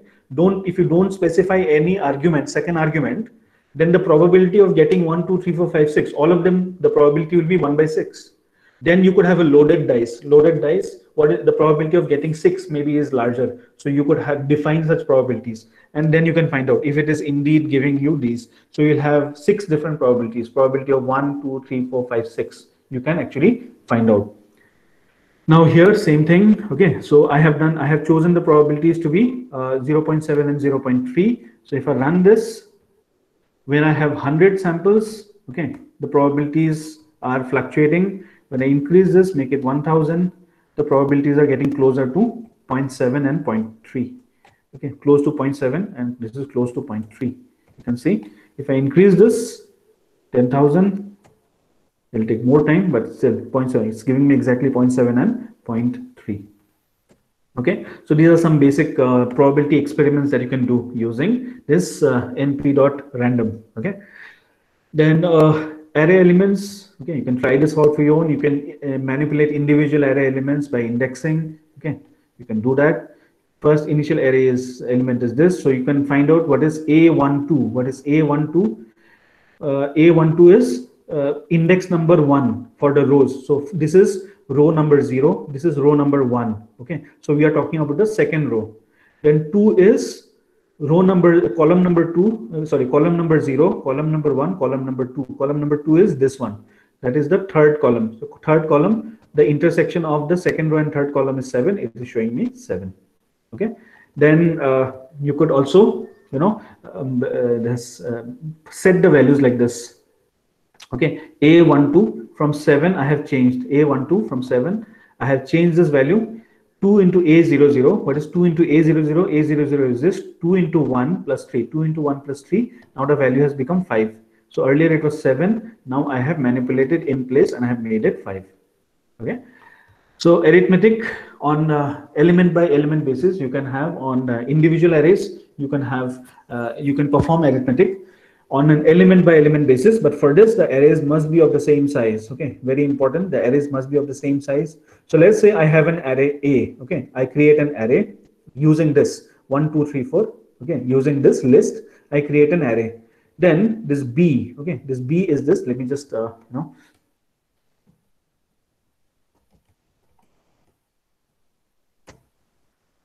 let's say I want to find out what is B. Okay, you can see here B, what it does is you are doing A square. So what are you doing? You're actually squaring the array. Squaring the star 2 means you're taking the square. So when I say A star 2, what it does is it just takes the square of the individual elements. So 1 square is 1, 2 square is 4, 3 square is 9, and 4 square is 16. Okay, so it does this element by element. Same way you could do this for C. Okay, so B has already been created. B is A square. So 2A minus 5B. C is equal to 2A minus 5B. It is calculated C here. Then you could do the same thing for D. D is equal to A plus 1. Okay, this is what D is going to look like. Then we could do this for E. E is equal to A by B. Element by element, A divided by B. Okay, A divided by B. So 1 by 1, right? 2 by 4, 3 by 9. So 3 by 9 and 4 by 16. Okay, 1.5, 0.33 and 0.25. Then you could also do the modulus.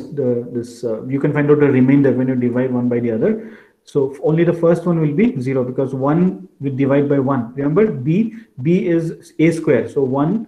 Okay, D modulus A. So I really don't remember what is D, but this is the same thing. Okay, D is equal to A plus 1. So what are the values of D? D will be 2, 3, 4, 5. 2, 3, 4, 5. So 2, 3, 4, 5. 2 divided by 1, that's remainder is going to be 0. 3 divided by 2, remainder is 1. 4 divided by 3, remainder is 1. 5 divided by 4, remainder is 1. So that's why F is giving these values. Okay. Next, dot product. You can do the dot product of the arrays. When you apply this to one-dimensional arrays, it gives us the scalar product. So this is done by using the numpy.dot method. Numpy.dot, not function, method. Okay, so P is equal to np.dot b.c, B and C. That is this array and this array. You're taking the dot product. Okay, so when I do that, it should give me a single number, and that's the number minus 1570. In a similar way, you can also find out the cross product, that is the outer product. This is the inner product and this is the outer product.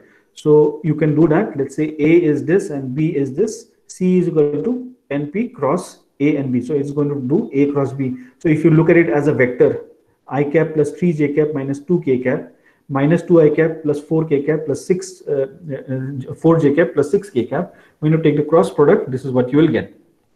Okay, now we also know that cross product is anti-commutative. That is, if you change the order, the sign will change. So it is 26 minus 2, 10. First and last, they're positive. Middle one is negative. But if I change the order, it should be other way around. So B and A, if I do this, then it should be minus 26 to minus 10. And that's exactly what we get here. So this is how you can find out cross product. Then you can also do perform operations like this. When you do the cross product, on matrices, when you do it on arrays, when you do on vectors, it just gives you the cross product. But when you do the cross product on matrices, it gives you the standard matrix product. So if I want to do this matrix, if I want to multiply with this, I have to use a I have to use a dot here. Oh, sorry, my mistake. This should have been under this. So let me just correct that. This should be under this. Yes. Okay. So when you apply this on the matrix product, this is going to give us the just multiply the matrices. So when I do this, the result will be a 2 cross 2 matrix. Okay, we got a 2 cross 2 matrix. You can verify for yourself. This matrix operation, if you do, you'll get minus 3, 5, 0, 2. Then you can find out the shape of an array. Okay, you can find out the shape of an array by using w.shape. Okay, so w, I think we had already defined it somewhere. Where is w? W is here. W is this. Okay, so this is a 2 cross 2 matrix. W is a 2 cross 2 matrix. So when I say w.shape, it gives me 2 cross 2. Then you could also use np. Then you can also use that np.shape method. Okay, this is also going to give you the same result. You can find out what is our dimensions of an array. There are 2 dimensions, so it will give you 2. Okay, if it's a 3-dimensional array, it will give us 3. If it's a 1-dimensional array, it will give us 1. Then you can shape. One more thing is you can reshape arrays. So suppose you have a list. It's a 1-dimensional array. Okay, how many elements are there? Elements is 1, 2, 3, 4, 5, 6. Okay, there are 6 elements. So when I run this, there are 6 elements. Okay, 1 cross 6.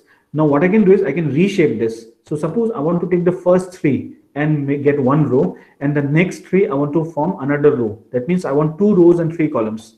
So what you can do is I can use the reshape method, a.reshape 2, 3. So what it will do is it will take the first 3, okay, it will form 1 row, and it will take the next 3, it will form the other row. So it's going to change this. You can see here it's like this. But if I do this 3, 2, it will form a 3 cross 2 matrix. But remember, if you're using the reshape, sum of these two, whatever arguments you're giving, the sum of these 2 arguments must be equal to the length of whatever you're trying to reshape. So when I do this, it creates a 3 cross 2 matrix. Okay, but or instead of doing it this way, you could also do it in one single line. np.array. Okay, this one is going to create an array, and after that you could put a dot reshape 3, 2. This is going to reshape this. So 1, 3, 5, 7, 9, 11. Okay, so this will be the elements. Then suppose I want to, let's say I have an array A, and then what I do is I say B equals to A. Okay, let's do this. I have an array A is equal to np.array. I use this list to form an array. Then what I do is B is equal to A. Okay, then what I do is B is equal to A, and then let's say I do print of A. So A is equal to 1, 3, 2, 6. Okay, now let's say I print B also. B is 1, 3, 2, 6. Okay, so now let us say I change the value A. Okay, I change the value of one of these elements. So what is A1? A1 is this. This is 0 index. This is index 1. This is index 1. A1 is 3. So what am I doing is A1, I'm changing it to -7. So this 3 will get replaced with -7. So when I run this, you'll see exactly that. 3 has got replaced with -7. But B we have not changed. No, we did not do anything to B. B was equal to A, but we did not do anything to B. So B should still remain 1, 3, 2, 6. That's what we expect, right? But let's see if that really happens. So when you do that, we find that B has also changed. The reason is whenever we say B is equal to A, we are only creating, we are not creating a new copy. Okay, we are just saying that A and B are referring to the same memory location. So this is one way by which NumPy can actually efficiently use your memory. It does not keep on creating new copies of the same array. It will just refer it to the same memory location. So because I have modified this memory location, so B also is going to show the same change. So what if I want another copy of B which does not get changed? Okay, so in that case, there are, there are two ways, there are two solutions. First solution is I multiply to B, I multiply 1. Okay, instead of saying B equals A, I say B equals 1 into A. So in that case, this will work. So again, I create this. Okay, so let me just comment out this line first. Okay, so now both of them are same. Both of them are same. Now let's say I change this. I make A 1, I make it -7. Now let me run this. Only A has changed. Only A has changed. B has not changed. Why? Because by writing 1 into A, I'm not, referring to the same A. I'm, creating a new copy. This is one way by which you can create a copy. Another way by which you can create a copy is by using that numpy.copy function. So it also does the same thing. So all you do is B equal to np.copy of A. So this is going to do the same thing. Okay. Next, there are some built-in functions, very useful. You can find out the sum of all elements, but just by using the sum. Okay. So sum A, that is going to give you the sum, which is 2, sum of all elements of A, which is 2. Is it true? Yes. Because 1 minus 7, 2, 1 plus minus 7, 1 minus 7 plus 2 plus 6 is going to give us 2. Then you can find out the length of the array. The length of the array is 4. So this gives us a way to find out the arithmetic mean. So you can very quickly find the arithmetic mean. Suppose an array is given, you can find out the arithmetic mean simply by sum of x divided by length of x, because sum of x will give us the sum of this, length of x will give us how many elements are there. After all, that's what arithmetic mean is, right? So let me just display the mean here. Okay, the mean is 8. You can verify for yourself. The mean of this will be 8. Okay, so now NumPy, you can use this for creating. This is important. You can create more precise arrays apart from what we have seen here. You can create more precise arrays using NumPy. Okay. So in NumPy, there are mainly two functions, arange and linspace. These are the two functions that I use. So the theory behind that is this. So suppose I have an interval a comma b. Okay. So now a is now this interval is now divided. So we are dividing into many smaller sub intervals. Okay. So the sub interval size is, let's say, delta. Okay. So then how many intervals have we created? All you need to do is the total interval divided by the sub interval. That is going to give us the number of sub intervals.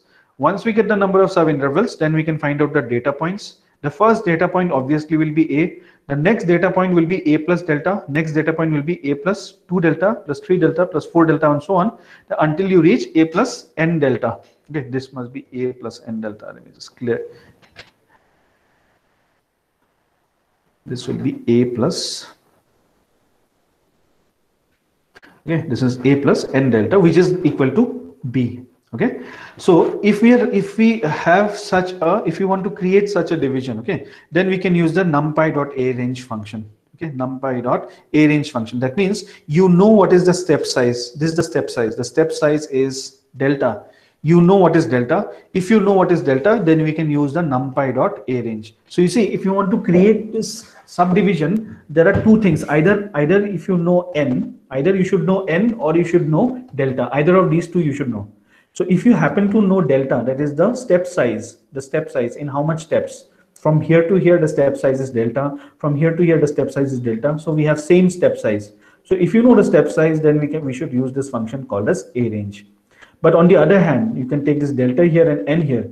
Instead of the step size, if you know how many intervals are there, okay, how many intervals are there, then you can use this function called as a linspace. So this will give you data points. Okay, the number of data points are known, then you can use linspace.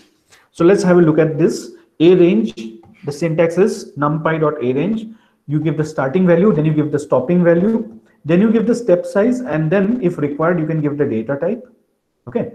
So by default, the step size is 1. So even if you don't give a step size or data type, okay, it will still, take only the starting and the stop values are enough. So when I say suppose like this, a equals np.arange 1, 10. Okay, the step size is 1. So 1, what will be the next element? The next element will be 2 because the step size is 1. So 1 plus 1 is 2, 2 plus 1 is 3, 3 plus 1 is 4, and so on. So it creates this one 1, 2, 3, 4, 5, 6, 7, 8, 9. Okay. Now let's say I want to give the step size now. I don't want the step size to be 1. I want the step size to be half. That is, I want 1, then 0.5, sorry, 1, 1.5, 2, 2.5, 3, 3.5, and so on. Then I could give the third argument. The third argument is the step. I'll make it as 0.5. And when I do this, you can see here, it will create those steps that I'm looking for. Okay. Also, one more thing is the stopping value. The stopping value is not included. Okay. The stopping value is not included. The stopping value is 10 here. So it will go till 9. Okay, here it's 10. It will go till all the way till 9.5. It will not include the stopping value. Okay, so this is by changing. So you can change, more precise you can have. You could have 0.1. You could have, you can see a very large number, right? You could have something like this. So 0.5. Okay. Then the linspace. Okay, like I said, instead of knowing the steps. So here a range, when do we use? If we know the step size. If the step size is known, you use a range. But instead of step size, if we don't know the step size, but rather if we know the number of data points, in that case we use this linspace. So again, its syntax will be starting value, stopping value, and then the third argument will be the number, that is this small n. This small n will be the next argument that you have to put, and followed by the data type. So I do the same thing. np.linspace 1, 10. Okay, I did not mention any number of data points. When you don't mention any number of data points, it will assume that the data points are 50. Okay, it will assume 50 data points. So it will divide 1 to 10. It will divide into 50 data points. Okay, so if you count this, there are actually 50 data points. Okay, you can see that for yourself. 1, 2, 3, 4, 5, 6. Sorry, 1, 2, 3, 4, 5, 6, 7, 8, right? And yeah, this is going to be 60, and this is going to give us total 50. So we have 2 more over here. So this is going to give me a total of 50 data points. Okay, so if the number of data points is known, we can use linspace. But let's say I don't want 50 data points, I want 25. Then you can just give one third argument. The third argument will divide it into 25 data points. So when I do this, the number of data points, it becomes 25.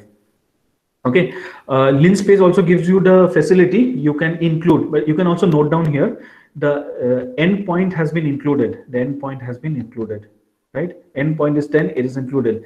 A range, the endpoint is not included. It's 10 here, the last value is 9 here, and it is 9.5. The endpoint is not included, but linspace, the endpoint is included. You can choose to exclude the linspace. I mean, the endpoint, you can choose to exclude it also. Okay, you can do that by, there's one more argument called as endpoint. If you make the endpoint true or false, that is going to exclude the endpoint. Okay, so this is just a demonstration. What I did was, I have divided from 0 to 10. 0 to 10, I have divided into 8 intervals. 0 to 10, I have divided into 8 intervals. Okay, I want 8 data points between 0 and 10. Okay, because n I have put over here. And the endpoint, I have kept it as true. Even if I don't keep this, doesn't matter, by default it is true. Then it will include 10. Okay, but in the next line, x2, this is an array in which endpoint is false. If it is false, means it will not include 10. Okay, then what I did is just wanted to show you graphically what happens here. I just did a plot here. I just did some plotting. You'll don't worry about this. You'll learn how to do this plotting very soon. Okay, now let's run this and show you graphically how this works. You can see here 8 divisions. So this one, this is in you can see here, this is x1. Okay, these blue ones are x1. This blue represents x1. Okay, the blue points represents x1. So you can see here 1, 2, 3, 4, 5, 6, 7, 8. 8 data points. N is equal to 8. 8 data points. If for x1, endpoint is true, so it has stopped at 10. For x2, the endpoint is false. So what it has done is it has again created 8 data points, but it did not include 10. So 0. So this is 1, 2, 3, 4, 5, 6, 7, 8, 8. If you make it 10, you'll see the same thing. Okay, same thing over here also. 5 data points. Okay, number of data points, it will not compromise. Number of data points that you want, it will give. Only thing is whether the endpoint is included or it is not excluded. So graphically, you're able to see what's happening here. Then one more is log space. Okay, log space is just like linspace. Okay, log space is just like linspace. In fact, you can do log space using linspace. That is, if you want, this is linear spacing. You can see here, the spacing is linear between any 2 points you see, the separation is the same separation. This, because the spacing has been, it's a linear spacing. Okay, but in log space, you can have logarithmic spacing also between the points, between the data points. You could have logarithmic spacing also. So generally we use log space if the data set, the range is extremely large. Let's say I have a data set, the range is from 1 to 10,000, let's say. Okay, let's say I have data from 1 to 10,000. Then it is not possible for me to plot 1 to 10,000 in the same plot. In a linear plot, it's not possible. So in that case, what we can do is we can use the powers. The power of 1 is 0 and the power of 10,000 is 4. So 0 to 4. So 0 to 4, we'll take the powers and we'll divide those powers linearly and we'll put them back, raise 10 to whatever we have got, and that is going to give us a logarithmic spacing. Okay, so this is log space. The syntax is exactly same as lin space. Syntax is exactly same. Start, stop, number of data points, data type, and then it gives you one more control. What kind of base you are going to take. The default base that we have is base 10. And the default number of data points is 50. Okay. So I'll show you the difference. Okay, let us say from 1 to 10. Okay, let's say 1 to 10. I have, 1 to 3. So from 1 to 3, I have created 10 data points. You can see here 1, 2, 3, 4, 5, 6, 7, 8, 9, 10. So I have created 10 data points from 1 to 3 using linspace. Okay. Now what I'm going to do is I'm going to create a copy. I'm going to create a copy of x1. So y1 is a copy of x1. Okay. Then for I in the range, okay, length of x1, that means I go from for all the values of x. Then what I do is y1 of I is equal to 10 to the power x1. So here, what is this? This is x1 is 1, right? x1 of 0 is 1. 10 to the power x1. So here, what is this? This is x1 is 1, right? x1 of 0 is 1. 10 to the power 1 is 10. So the first value will be 10. Next, what is the next one? 1.2222. So next point will be 10 to the power 1.2222. Next is 1.4444. So it will be 10 to the power 4444. Next, 1.666, 10 to the power 1.6. So it will take each and every element of this and 10 will be raised. So what will be the last one? The last one is 3. So what is 10 to the power 3? It is 1000. So essentially, y will take the values from 10 to the power, from 10 to 1000. Y is going to take the values from 10 to 1000. Okay. So let me just run this and show you. Y is going to take the value. Starting value is 10 and ending value is 1000. Okay, so these are the values. This is not linear. This is linear. The powers have been linearly distributed, but the actual values, they are not linearly distributed because you see the spacing 10 to 16. This is, from here to here, the distance is 6. From here to here, 16 to 27, the distance is 11. So this interval is 6, this interval is 11. So you can see the interval size is going on increasing. So this is not a linear distribution. This is a logarithmic distribution. So whatever value I have got here, instead of doing it like this, you could just call the log space. You could just use the log space here. You can see the result will be exactly the same. Same result in both the cases. Okay, so you can understand log space in this way. So log space is basically linear spacing only, but only thing is you are just taking linear spacing of the powers of 10. Okay, now you could also have base 2 also. Instead of base 10, you could have base 2 also.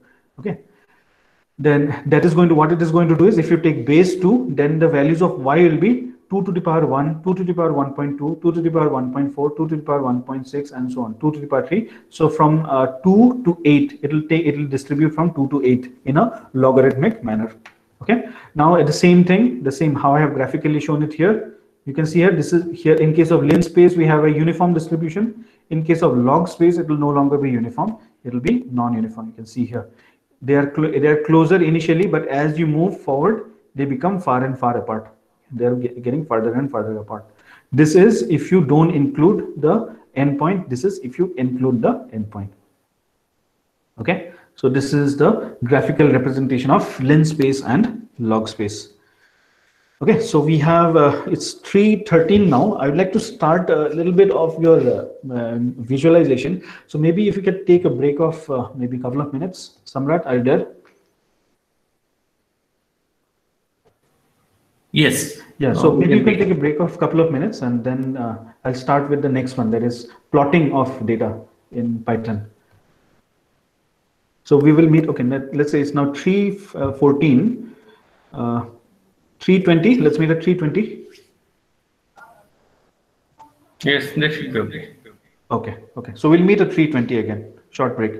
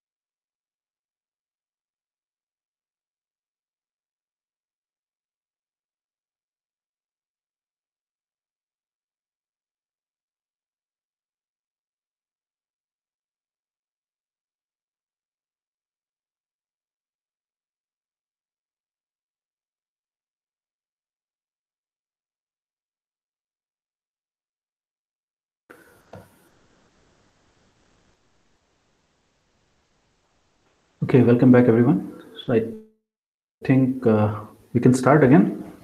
I'll just take maybe another 15-20 minutes because I'd like to introduce to you the visualization, how to get started with plotting. Because we have seen data structures and we have seen how we can create arrays and so on. Now is a good time to actually introduce you to plotting using Python. So let me just share my screen.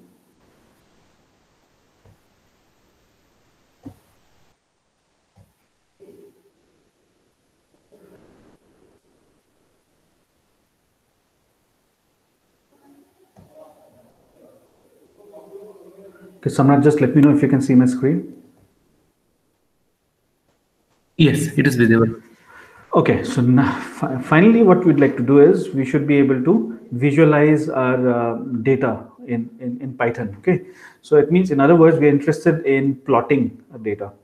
So plotting is done using a package called as matplotlib. Okay, a package called as matplotlib. And this package I showed some time back. Packages, they have modules. So this matplotlib package has got a module called as pyplot. Okay, so this pyplot, it contains all the functions that you require for plotting your data in Python. Okay, so the pyplot, it provides you with methods which are very similar to Scilab or MATLAB. So if you have used Scilab or MATLAB, the kind of plotting that you did, you'll find it to be very similar using pyplot. It's very, very similar. So you can find extensive documentation on this package at matplotlib.org. It contains almost like everything. If you're a newbie in plotting, you can actually just go to their website and you'll have lots and lots of documentation, examples and tutorials and so on. So examples, you could just see. Suppose this is the easiest thing to do actually. Whenever I'm trying to plot, let's say some kind of plot, I always go to matplotlib.org. I go to the examples and I see what kind of plot I'm looking for. Okay, what kind of plot I'm looking for. So let us say I'm looking for a plot that looks like this. Okay, so, or let's just go through all the plots. So many different kinds of plots are there. You can plot images also actually. You can plot image, you can clip images, all of this, lots of different things you can actually do using matplotlib. You can see here a huge variety of different kinds of plots you're having here. Okay, so you can actually go through this. I mean, you can just keep scrolling down. You see, so many different ways are there. So many ways and means of making plots are available. So these codes, you can make this polar plots also. Okay, you can make polar plots also using this, and you can have plots with animations also. You could have, okay, animated histograms and so on. So all this wide variety of problems, you can do this. Just wanted to show you what kind of this. So you can have this. These are three-dimensional plotting. Okay, all these examples are there.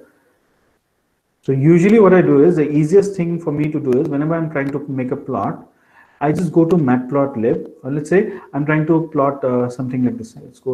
Let's take some simple plot somewhere at the top. Let us say I want to plot something like this. Okay, two different signals. Okay, two different plots. Upper plot will have, let's say, a couple of signals. Lower one will have some other plots. So let's say I want to plot like this. Okay, this kind of a plot, let's say I want. So you can go through, the code is here. The code which you can use to generate this plot is over here. So I just do a correlation here. Okay, there's a time here, frequency here. So these labels and all, where do I have to put? I just see here in the code and I just substitute them, and that is going to give me the plot that I'm looking for. Okay, so lots of examples. Then you have lots of tutorials. If instead of doing this is a shortcut way of doing this. Okay, examples is, if you don't have much time and you just want to quickly plot this, go to examples, choose the plot which seems very close to what you have in mind, take the code and customize it and make it your own. Okay, that's the fast way of getting plots. Then tutorials is if you want to learn from scratch. Okay, if you want to learn matplotlib properly right from the scratch, then I suggest you can go to the tutorials. You have introductory level, then you have intermediate level, then you have advanced level.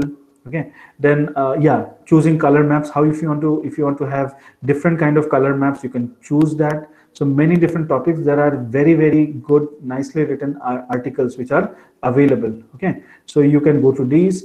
Then documentation, they have lots of documentation in the form of wikis, they have lots of documentation.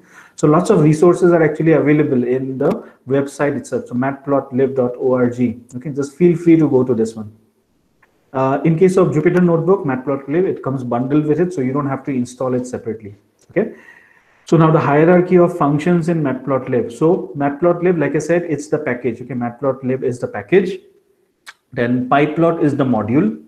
And inside pyplot, we have all these different functions. We have this variable called as pi, which stores the value of pi to a very high degree of precision. Then we have sine function, we have cos function, we have exponential function, and so on. So if you want to access any of these functions, we can use the dot operator. The dot operator is used for resolving the hierarchy. So if you want to access, let's say, the cos function, if you want to access the cos function, the cos which is there inside pyplot, okay, it's not cos. I need to change this. It doesn't have sine or cos. Let's say plot show scatter imp show, all these. Okay, let's say you want these plot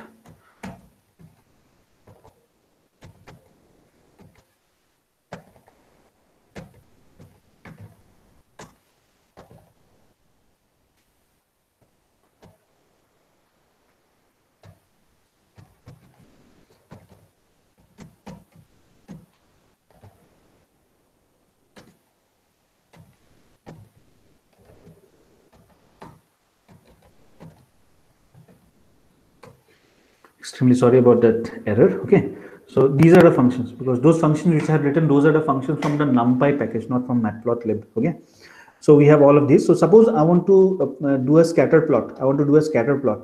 So how do I access it? We have to do it as matplotlib. Outermost high level is matplotlib dot. Next one is the module, which is pyplot. So matplotlib dot pyplot dot scatter. So this is how we will do it. Matplotlib, the outermost, dot pyplot, it goes to the module, dot scatter, it goes to the function. So you can use the dot operator to resolve the hierarchy. Or easier still, because you don't want to keep on typing matplotlib.pyplot, so it's easier if you just give it an alias. Okay, so the entire thing, matplotlib.pyplot, this entire thing, okay, the matplotlib.pyplot, this entire thing, I'm just calling it as PLT. So then after that, if you want to use the scatter function, all you have to do is just put plt.scatter, and same thing for the others. So this is how you have to resolve the hierarchy of the functions that we are trying to use here. Okay, so now let's go to the most basic plot. I'll start right from the scratch, how to get started with the plotting. Let's take the most basic plot. The most basic plot is, suppose I have a list. Okay, I have a list of values and I want to plot this list of values. So let us say I have a list which is y. I call it as y, and let's put some numbers over here. So it's a 1.0, then 2.3, sorry, 2.6, and 5.4. Say minus 1.8, minus 6.3. Let's say I'll put one more, 4.7. Okay, so I have created a list. You can see here, this is a list, right? This is a list. Okay, list contains values. The values are these. So 1, 2, 3, 4, 5, 6. So I have put 6 points over here. Now I want to plot them. So all you need to do is just plt.plot. Okay, I have to, import this one. So import matplotlib.pyplot as plt, matplotlib.pyplot as plt. Y is equal to this list. Now plt.plot. Okay, because I'm using this alias, so plt.plot, and inside this just put y here. Okay, and then we call the show function plt.show. So this plot, the plot function, it creates a plot, and the show function, it shows the plot. Okay, now I'll show you. There's a difference between this in working with an IDE and working with Jupyter Notebook. I'll show this. Let's just plot this first. So this is what the plot, this is how it has looked like. Now what will happen if I don't put this show? It will still plot this, but there's going to be a difference. If I don't put this show here, if you see this, it has printed out something like this. Okay, it has printed out that there is a plot, and this plot is, it has given some junk, but this is not junk. You can see here OX. OX means hexadecimal. That means this is a memory location. It is basically telling you that your plot is stored in a memory location. It is stored at this memory location. The plot that you have tried to make, it is stored at this memory location. So if you just say plt.plot, Jupyter notebook will display this one. So if you don't want this line to come, you can just put plt.show. And there is another reason why we always need to put plt.show. I'll tell you. Okay, then this is going to vanish. So now you can see here, this is just given me the plot. So what is this plot exactly? It just takes this value. So first value, what is the first value? The first value is 1. Okay, first value is 1. You can see here, the first value is 1. Next value is 2.6. 2.6 is over here. Next value is 5.4. Right? It's 4. 5 is somewhere. 5.4 is this. Next value is minus 1.8. So this is 2. It should be close to minus 2. This is minus 1.8. Next value is minus 6.3. It's close to minus 6. Next value is 4.7. It should be somewhere over here. So it has just plotted these values here. Okay. So what you see along the y-axis, what you see, that is these values that we have. But the question is, what about the x-axis? What is there along the x-axis? Right? Can you guess what is there along the x-axis? Along the x-axis, you can see here, this is mapped to 0. This is mapped to 1. This is mapped to 2. This is mapped to 3, 4, and 5. So essentially, along the x-axis, what it is plotting is, it is plotting the indices. This one's index is 0. This one's index is 1. This one's index is 2. This one's index is 3, 4, and 5. So index 5 is this. So if you just give the y values, the x values, it will just take as the indices. Okay. So this is the most basic plot that you can get. But now we don't want something like this.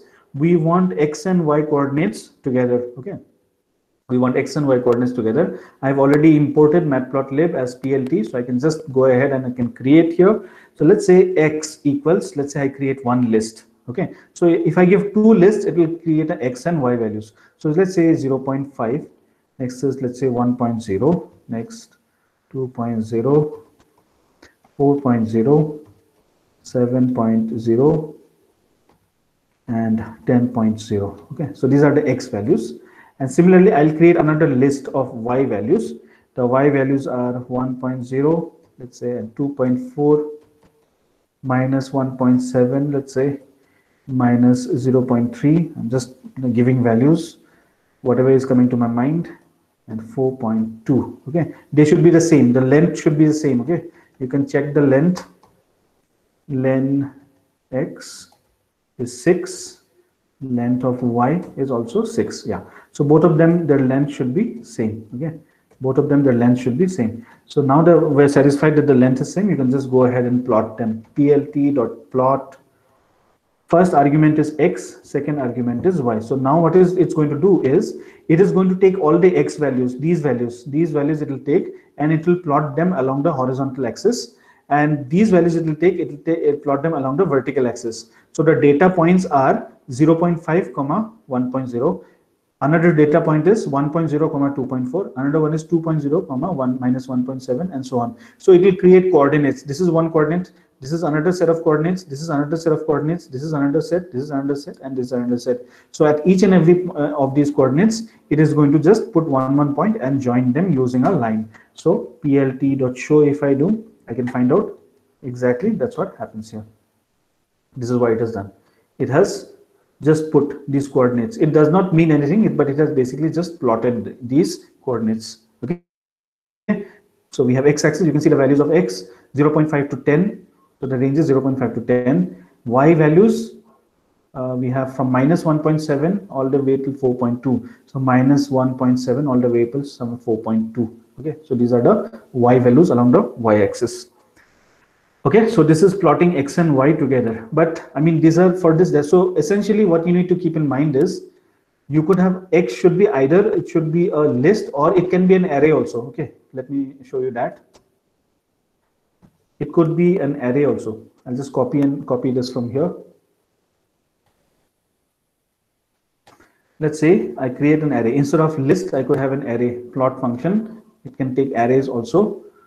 Let me just import numpy as np, and then x will be equal to np.array np.array, and I'll pass this as the argument.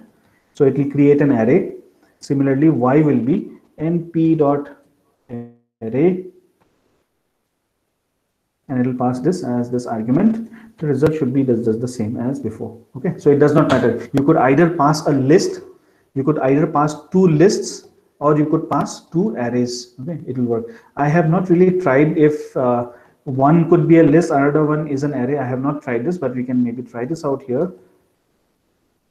Let's say I take x as a list and y I take it as an array. I don't know what will happen here, whether it will give me an error or not. So you can see x is a list and y is an array. Okay, I don't know if you can plot or not. Let's just try this out. Yes, you can still plot. So it does not matter. Okay, x could be either a list or an array. Same for holds good for y also.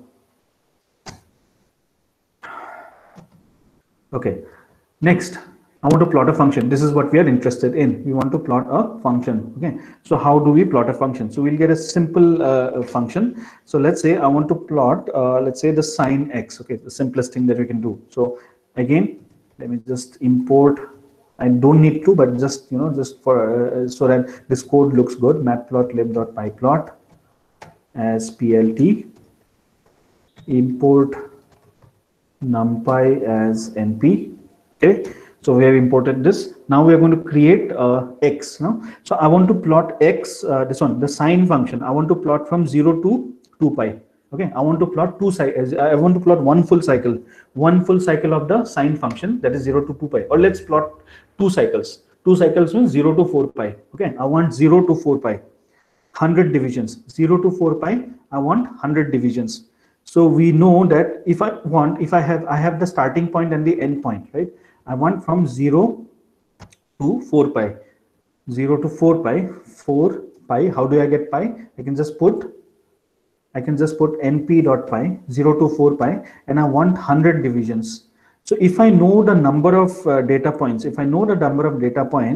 we know that we can just use np.linspace. Just now we saw that you can use linspace if the number of data points is already known. So x is equal to np.linspace. This is going to create that array. This is going to create an array of 100 points, which spans 0 to 4 pi. Okay, two cycles it should be. Then y is very easy. All we need to do is y is equal to, y will also be an array, np.sine x. This is going to create the y. Now we can just go ahead and we can plot this. np.plt, plt.plot x array and y array, plt.show. So this gives me the two cycles that we are looking for. So this is how you can plot using a function. Okay. Then another thing that we are interested in, if suppose I want to plot, let's say I want to create a growing list, a list which keeps on growing, and I want to plot this. Can we do that? Yes, we can do that. Okay, very easily. So again, import. I have imported matplotlib and numpy. So let's say x points. Let's say I want to plot the Gaussian function. Okay, let's say I want to plot the Gaussian function, that is y equal to e to the power minus x square. Y equals e to the power minus x square. Okay, let me just add this here.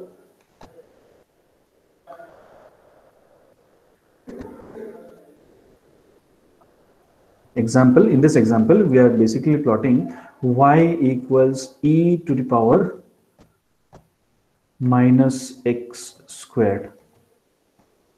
Okay, so this is what we are trying to plot over here. So to do that, what we'll do is I'll just create two empty lists because I want to create a growing list, right? The list should grow. I could do that. Okay, as and when number values are being calculated, the list will grow. So I'll create x points. I'll create one list, and y points, I'll create another list. Okay, so x points and y points. So now what I'm going to do is I'm going to go from this one 0 to let's say sorry, I want to do this this Gaussian. I want to go to this Gaussian this Gaussian function over, let's say the values of x will be, let's say, from -5 less than equal to +5. From -5 to +5. Okay, let's say I want to plot this from -5 to +5. Okay, so we could do it this way. For x in I could just directly call the linspace, because this after all is just going to create an array for x in linspace.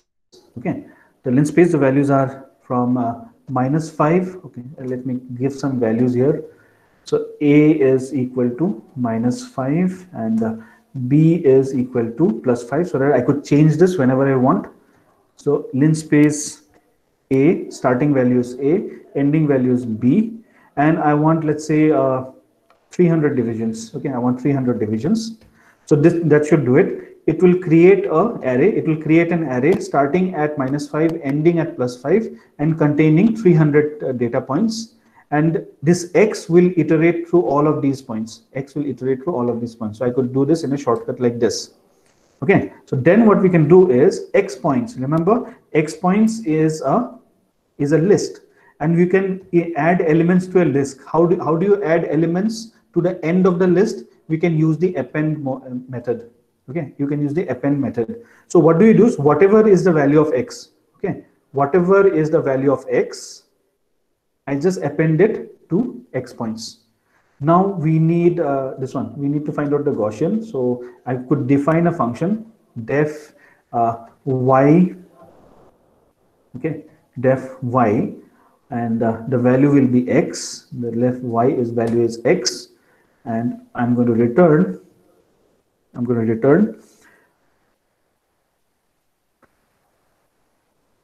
Let's say I'm import from math, import the exponential function exp, then return the exponent exp of minus whatever is the x squared. Okay, so this is going to calculate this e to the power minus x squared. I'm calculating over here using this exp function from math. Okay, so I have defined the function like this. Now it is very simple. Now the rest of it is very simple. X points, so whatever is the x value, it will get added to the end of this list. Next x value will get added, next value will be added, next x value will be added. So as the list grows, as you go through this array, this x points list will grow. Simultaneously, we want the y points list also to grow. So y points, okay, also I want to append. Okay, now what do I want to append? I want to append y of x. I have already defined what is y. Y of x is this. So y of x is what I am appending over here. Once that is done, now what we can do is we can just plot them. Plt.plot x comma y, plt.show dot this. There seems to be an error. Let's see.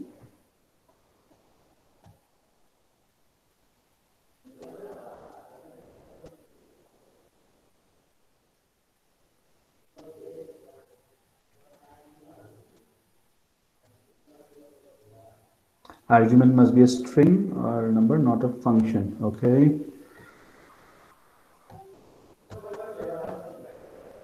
Let me just see if we can, where we have gone wrong.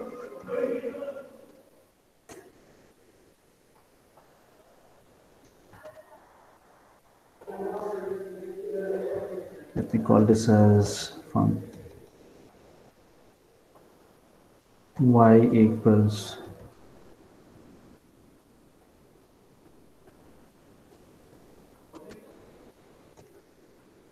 oops, mistake. Yes. No, it has not given me any values.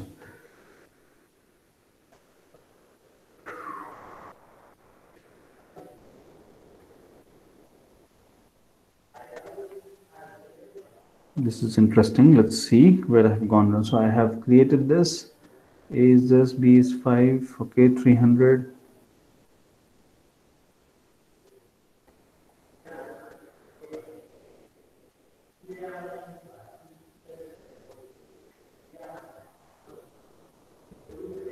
Okay, let me just do this. I'll just get rid of this function and do it. Let me just do it for sine. Let's see if this works. I'll change the function and just see. Let's do a sine function and see if this works. That's a cos function. Cos of x over, let's say 0 to 6 pi, let's say 0 to 6 pi. 6 pi. Okay. So A is 0. A is 0 and B is 6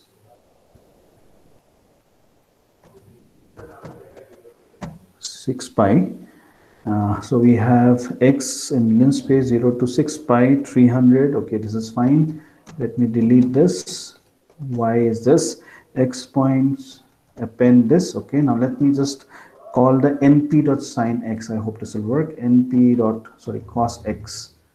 np.cos x. Oh, sorry, this is my mistake. I realized my mistake here. This is perfectly fine. This is working. Only that I mistake is I have tried to plot x and y, whereas I should be plotting x points and y points. That's the mistake. X points and y points. No, again.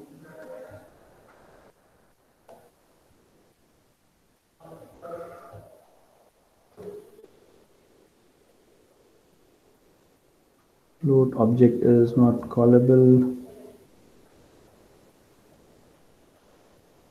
Trace packet goes from line 12 here. Oops, sorry.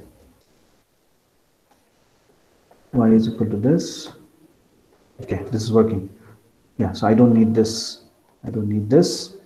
I would just have call this as Y. Yes, this will work. Y of x. So this was originally the mistake that I had made was in the plot, the arguments were simply I had put x and y, which is not allowed. Okay, so this is the Gaussian function. Okay, it is centered at 0 and it spans from -5 to +5. So I could just have something like this. I could have an argument, the center of this, the center of, let's say, of this, I have another argument x 0. Okay, let's say the default value is 0. Then basically this one, this function is e to the power minus x naught whole square from -5 to +5, -5 all the way to +5. Okay, so this is what I'm trying to do. So x naught default value, I'll keep it as 0. So it will, by default, if you don't pass anything, it will take it as 0.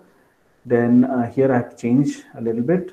So x minus x naught. Okay.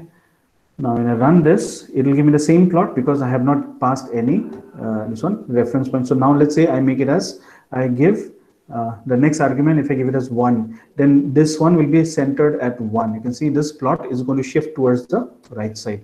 It has shifted towards the right side because now 1 is the center. Okay, so likewise I could also pass another argument that is going to give you the spread of this one.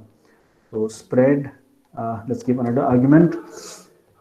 The spread is I just call it a sigma. By default the sigma value, let's keep it as 1.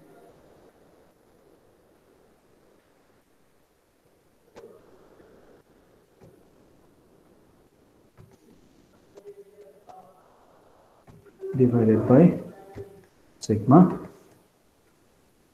Okay, run this, nothing will happen. Now if I give one more argument, the sigma value, let's say is 0.5, it's going to get narrower. Okay, because the spread is small. If I give 1.5, it's going to become wider.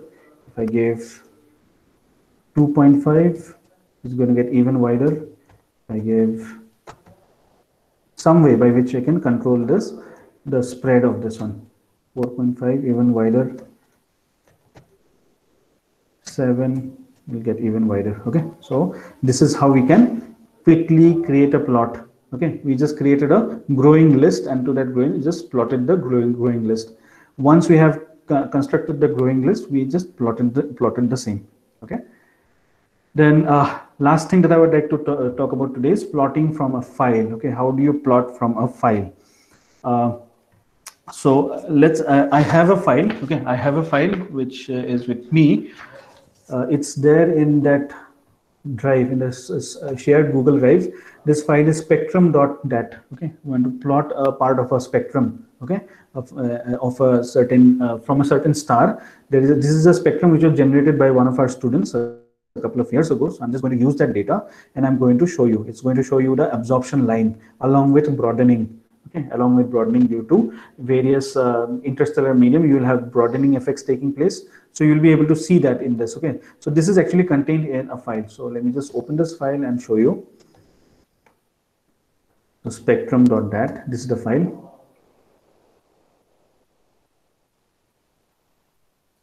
Okay, so this is the file. So it contains two columns, first column and the second column. So these two columns it contains. So let me show you how we can go about plotting this. Okay, so first thing, we have imported matplotlib and numpy. Next is we need the data. Okay, we need the data. So let's say data is equal to, same thing, how do you load this from a file? Load txt. We did that some time ago using values. Load txt, and then you give the name of the file. The name of the file is spectrum.dat. Okay, just ensure that it is all float. Okay, even if you don't give it, by default it's float, but just ensure that it's float. So let's say we look at data.shape. Okay, so it has got two columns and 27,386 lines, 27,386 rows and two columns. Okay, so this is the data that we are looking for here. So what we will do is we want to plot the x value. So you see there are two columns. The first column will be the x value and the second column will be the y value. So we can just get x and y from here. So data will just use the slicing. If you use just a colon, that means all the rows. Okay, you see how do you access both the elements? How do you access? So if I say something like this, 2, 1, if I say 2, 1, okay, data is this, and if I say x, okay, it is giving me some value. So what it is giving me? It is giving me row number 2 and column number 1. Whatever is the value, it is just giving me that value. Okay, but I don't want that. I want all the rows. I don't want one single row. I want all the rows. Okay, I want all the rows. So how do you get all the rows? You will get all the rows like this. Okay, now for x will be the first column. So first column, the index will be always 0. So data, this will select all the rows, and this will be the first column. Okay. The next y will be data. It will select all the rows again, and it will select the second column. 0 is the first column and 1 is the second column. Okay, so x and y we have got. Now it's just a matter of plotting them. plt.plot, we'll put a x, y, and plt.show. So whatever is there in that file, you'll be able to see the plot. So this is the plot. So this is the absorption line that we have got here. Along the x-axis, it is wavelength in angstroms. Along the y-axis, it is the flux, the energy flux. And you can see very clearly, you can see that there is a absorption line over here, which has got broadened. Okay, this is a Lorentzian profile. It has basically got broadened due to various stellar effects. So this is how we can plot using a file. Okay, so I think we can stop here. This is a good place to stop. Tomorrow morning when we meet again at 10 o'clock, I will show you how you can now improve upon the plot, how you can make the plot look a little bit better. Okay, how you can customize the plot. Okay, how you can change the color of the plot, how you can put the x label along the x-axis, how you can put a label along the y-axis, how you can put a title to this plot, how you can put some kind of a legend over here, how you can change the font that is being shown over here. So all of these things we will do in tomorrow's session. So if you have, anybody has any questions right now, I'll be happy to take that. Any questions?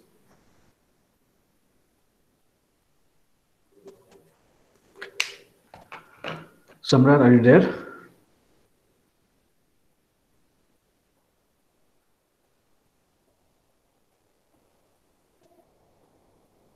Okay, I guess Samrat is away from his system right now. So, so if there are no questions, then I think we can end our day here.